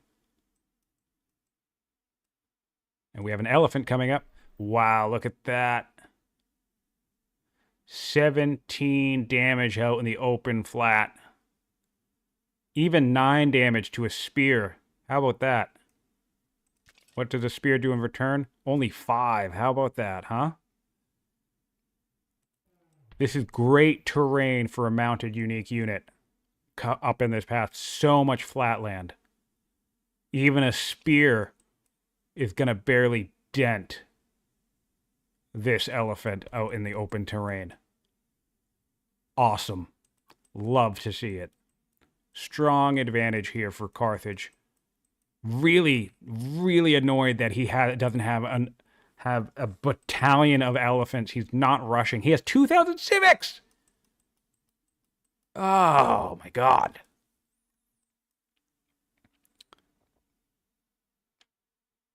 It's all right. This is how we learn. Which, again, it doesn't mean he has to be doing that, but I definitely think that's one way to press your advantage in this case. We're backing off, it looks like. All right, we went for crit. We went for general. And we're backing off. All right, well, it looks like we'll just give that city... That's okay, because I still think, especially... And this is the problem with Seasand not building more military units, right? Of course, as these units migrate toward the front line, Carthage is going to overwhelm Assyria, because Assyria is not building an army. There's 2 units. There's 2 build queues, building units, and we have council, festival, council, and then unless he puts something in here, this is going to be another council. He's effectively pausing his military development, rather. Wild to see. So yeah, I think so far as we close out this last half, I think momentum is on the side of Cycle. I think momentum is on the side of Carthage, just because this gradual flow towards the front line here, again, really could see this camel move up at some point. And even if it doesn't now, it's definitely...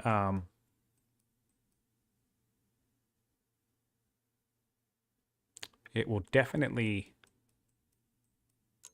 be able to get to the battle soon. All right, so they want to finish turn 60. Okay. One more turn. Oh. Yeah, here we go. This will be the final turn of the match. So I suspect Seasand will run up here and take the site now. Oh, still a dubious proposition, because he never even healed the settler. Ooh, that sucks. He didn't even heal up the settler, so it'll still be half health in the face of Scythian invasion. Tricky spot to be in. And then once these final turns finish up, I'll go around and I'll do a quick stat check for our final state of the game. This is just wild to me. We're building a settler now too.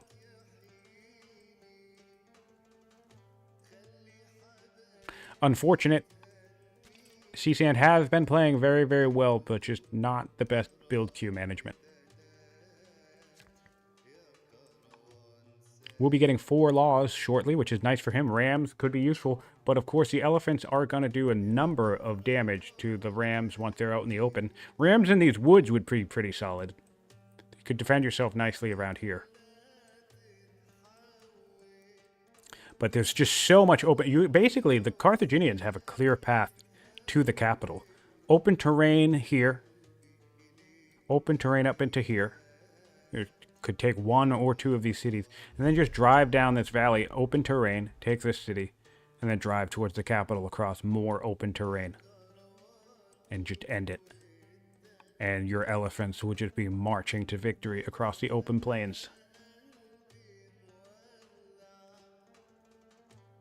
Honestly, even chariots probably wouldn't be that bad out in the open like this.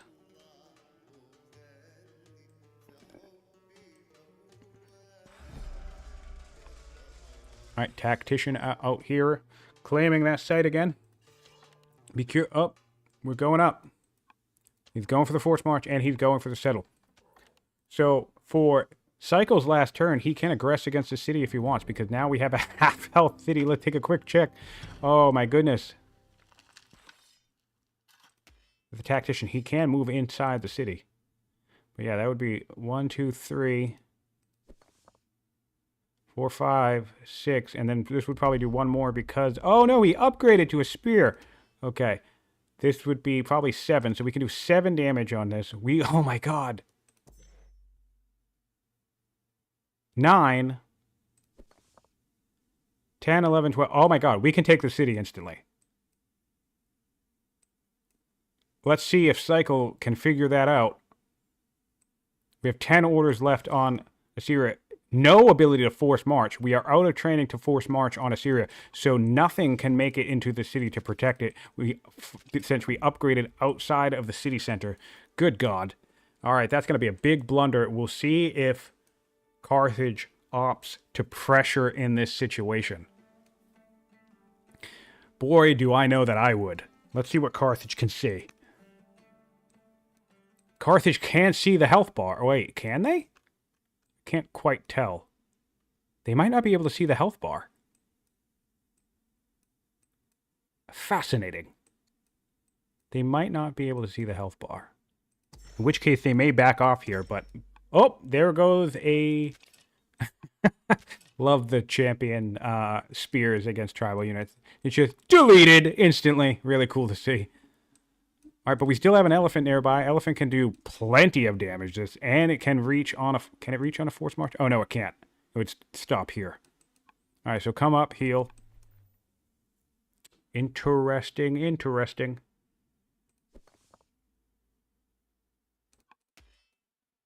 I still think we could take this. We might not have enough training to force march the things we need to take it, but I still think it's possible we could take this.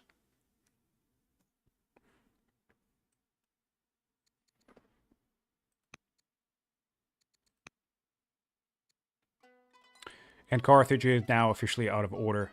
Still counseling the capital. Dear God, man. And up here. Alright, we're going to be passing over to Carthage for their final turn and the final turn of the game. I'm going to keep it focused on the action for now just to see what Carthage does, and then I'll do a quick stat recap for the map before we close out the stream.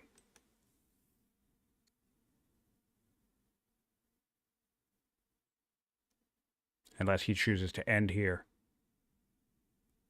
Yeah, I think they're just going to end here.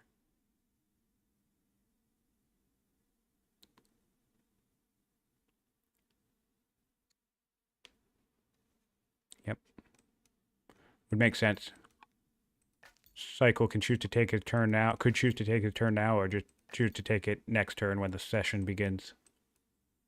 Ultimately, it's no real difference.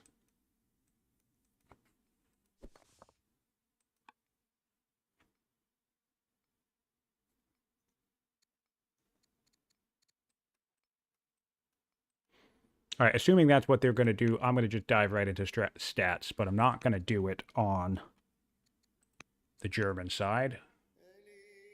Okay, so looking at the layout so far, we have 9 cities on Carthage to 8 cities on Assyria, 5 laws to Carthage to 3 laws, soon to be 4 on Assyria. We have no new settlers coming out, and so no further expansion into these allied tribal sites just yet for Carthage, so they'll sit at 9 versus 8 cities for now. The 8th city for Assyria is damaged and under threat from Carthage.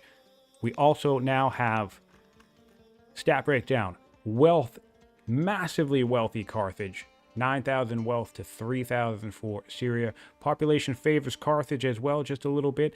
Specialist count, it does look like Assyria has caught up here. We have 11 to Carthage, 9 to Assyria. And worker count is pretty even as well, 10 to 7. And let's see how many... Carthage has managed to hire 10 tribes this match. 14 military units on Assyria to Carthage's 8. Let's take a look at units lost, though. 6 units lost on Assyria to 9 for Carthage, but let's not forget, I feel like the majority of the units lost on Carthage have been mercenaries. So in terms of raw production output, in terms of training, build queue, investment in terms of promotions and whatnot, we're looking at a net disadvantage for Assyria so far. We do have 12 and 12 technologies, so they're dead even, neck and neck with their science rate overall. Take a look at the science graph in a second. And neck 33 to 32 in terms of map improvement. So let's look at the economy. Or neck and neck in science, we've had some advantages to Carthage every now and then some wildly swinging advantages going up to Assyria, and they've evened out here at the 60th turn. Pretty poor science rate, I must admit here, for turn 60. My general rule of thumb is try to advance at a rate where at minimum your science rate matches whatever turn you're on. So you want 30 science back on turn 30. Here halfway through the game. So you're looking to have at least about 60 science, preferably more around turn 60, starting to reach into the 100 mark. But of course, if you're newer to the game or less experienced, that can be a struggle. And of course, the multiplayer match and the time pressure can be difficult to adjust. Order rate, strong, consistent advantage here to Carthage, riders and states. We've been seeing that. Now we finally have serfdom coming online, as well as other things. I'm sure maybe we have a robust ruler. And so we've evened out towards the end. And we'll just do a quick money, Carthage, because Carthage is Carthage. Food, net advantage, Carthage throughout. Iron, pretty even both ways. Started with strong advantage here at Carthage. Stone, massive advantage here since we got early stone cutting and we got that marble site. Carthage has been using his income to buy marble stone when they needed it. And then finally, the military score. Tribal strength advantage to Carthage for most of the game, and in their first conflict, both factions took a little bit of a nosedive, evening out right around 550 strength for both. I still think there's going to be a net advantage here to Carthage. We have well-promoted units. We have units with generals. We have a unique unit coming up, and at least two more, because one we built and another one from a bonus card, and plenty of civics for both factions to rush units. The problem that we're seeing as Assyria now, as I've said in the last, a couple of times in the last 20 or 30 minutes, is they don't seem to be building a military. They're very greedy, and not even greedy in a way where they're building specialists or anything like that. They're just running council for a reason I can't quite figure out just yet. Maybe I'll learn something new, but I'm not seeing it. So I think Assyria in this first half is looking in a little bit of a precarious position because, we see units being built in Carthage, and even where we're not building units, we're building specialists, right? So this economy, or workers, this economy is going to continue to increase in efficiency while Carthage will continue to be able to threaten Assyria. Assyria has a tactician heir. That was a question from chat before I close out. So we have a tactician on the throne, and Carthage, just to double check them, has no profession on their area yet, but they are in tactics. All right, so we will be ending the stream here. If you were live with us today, I really appreciate you following along and participating and joining in the conversation. If you're watching after the fact on YouTube, please like, subscribe, or leave a comment. If you have any suggestions or anything, or you want to chat about the tournament or the game, please hop on Discord and, let myself, Alcaris, or the people at Mohawk know how we're doing. And as always, thanks for tuning in. I am Siontific, and this has been the Old World Community Tournament. Thanks for watching.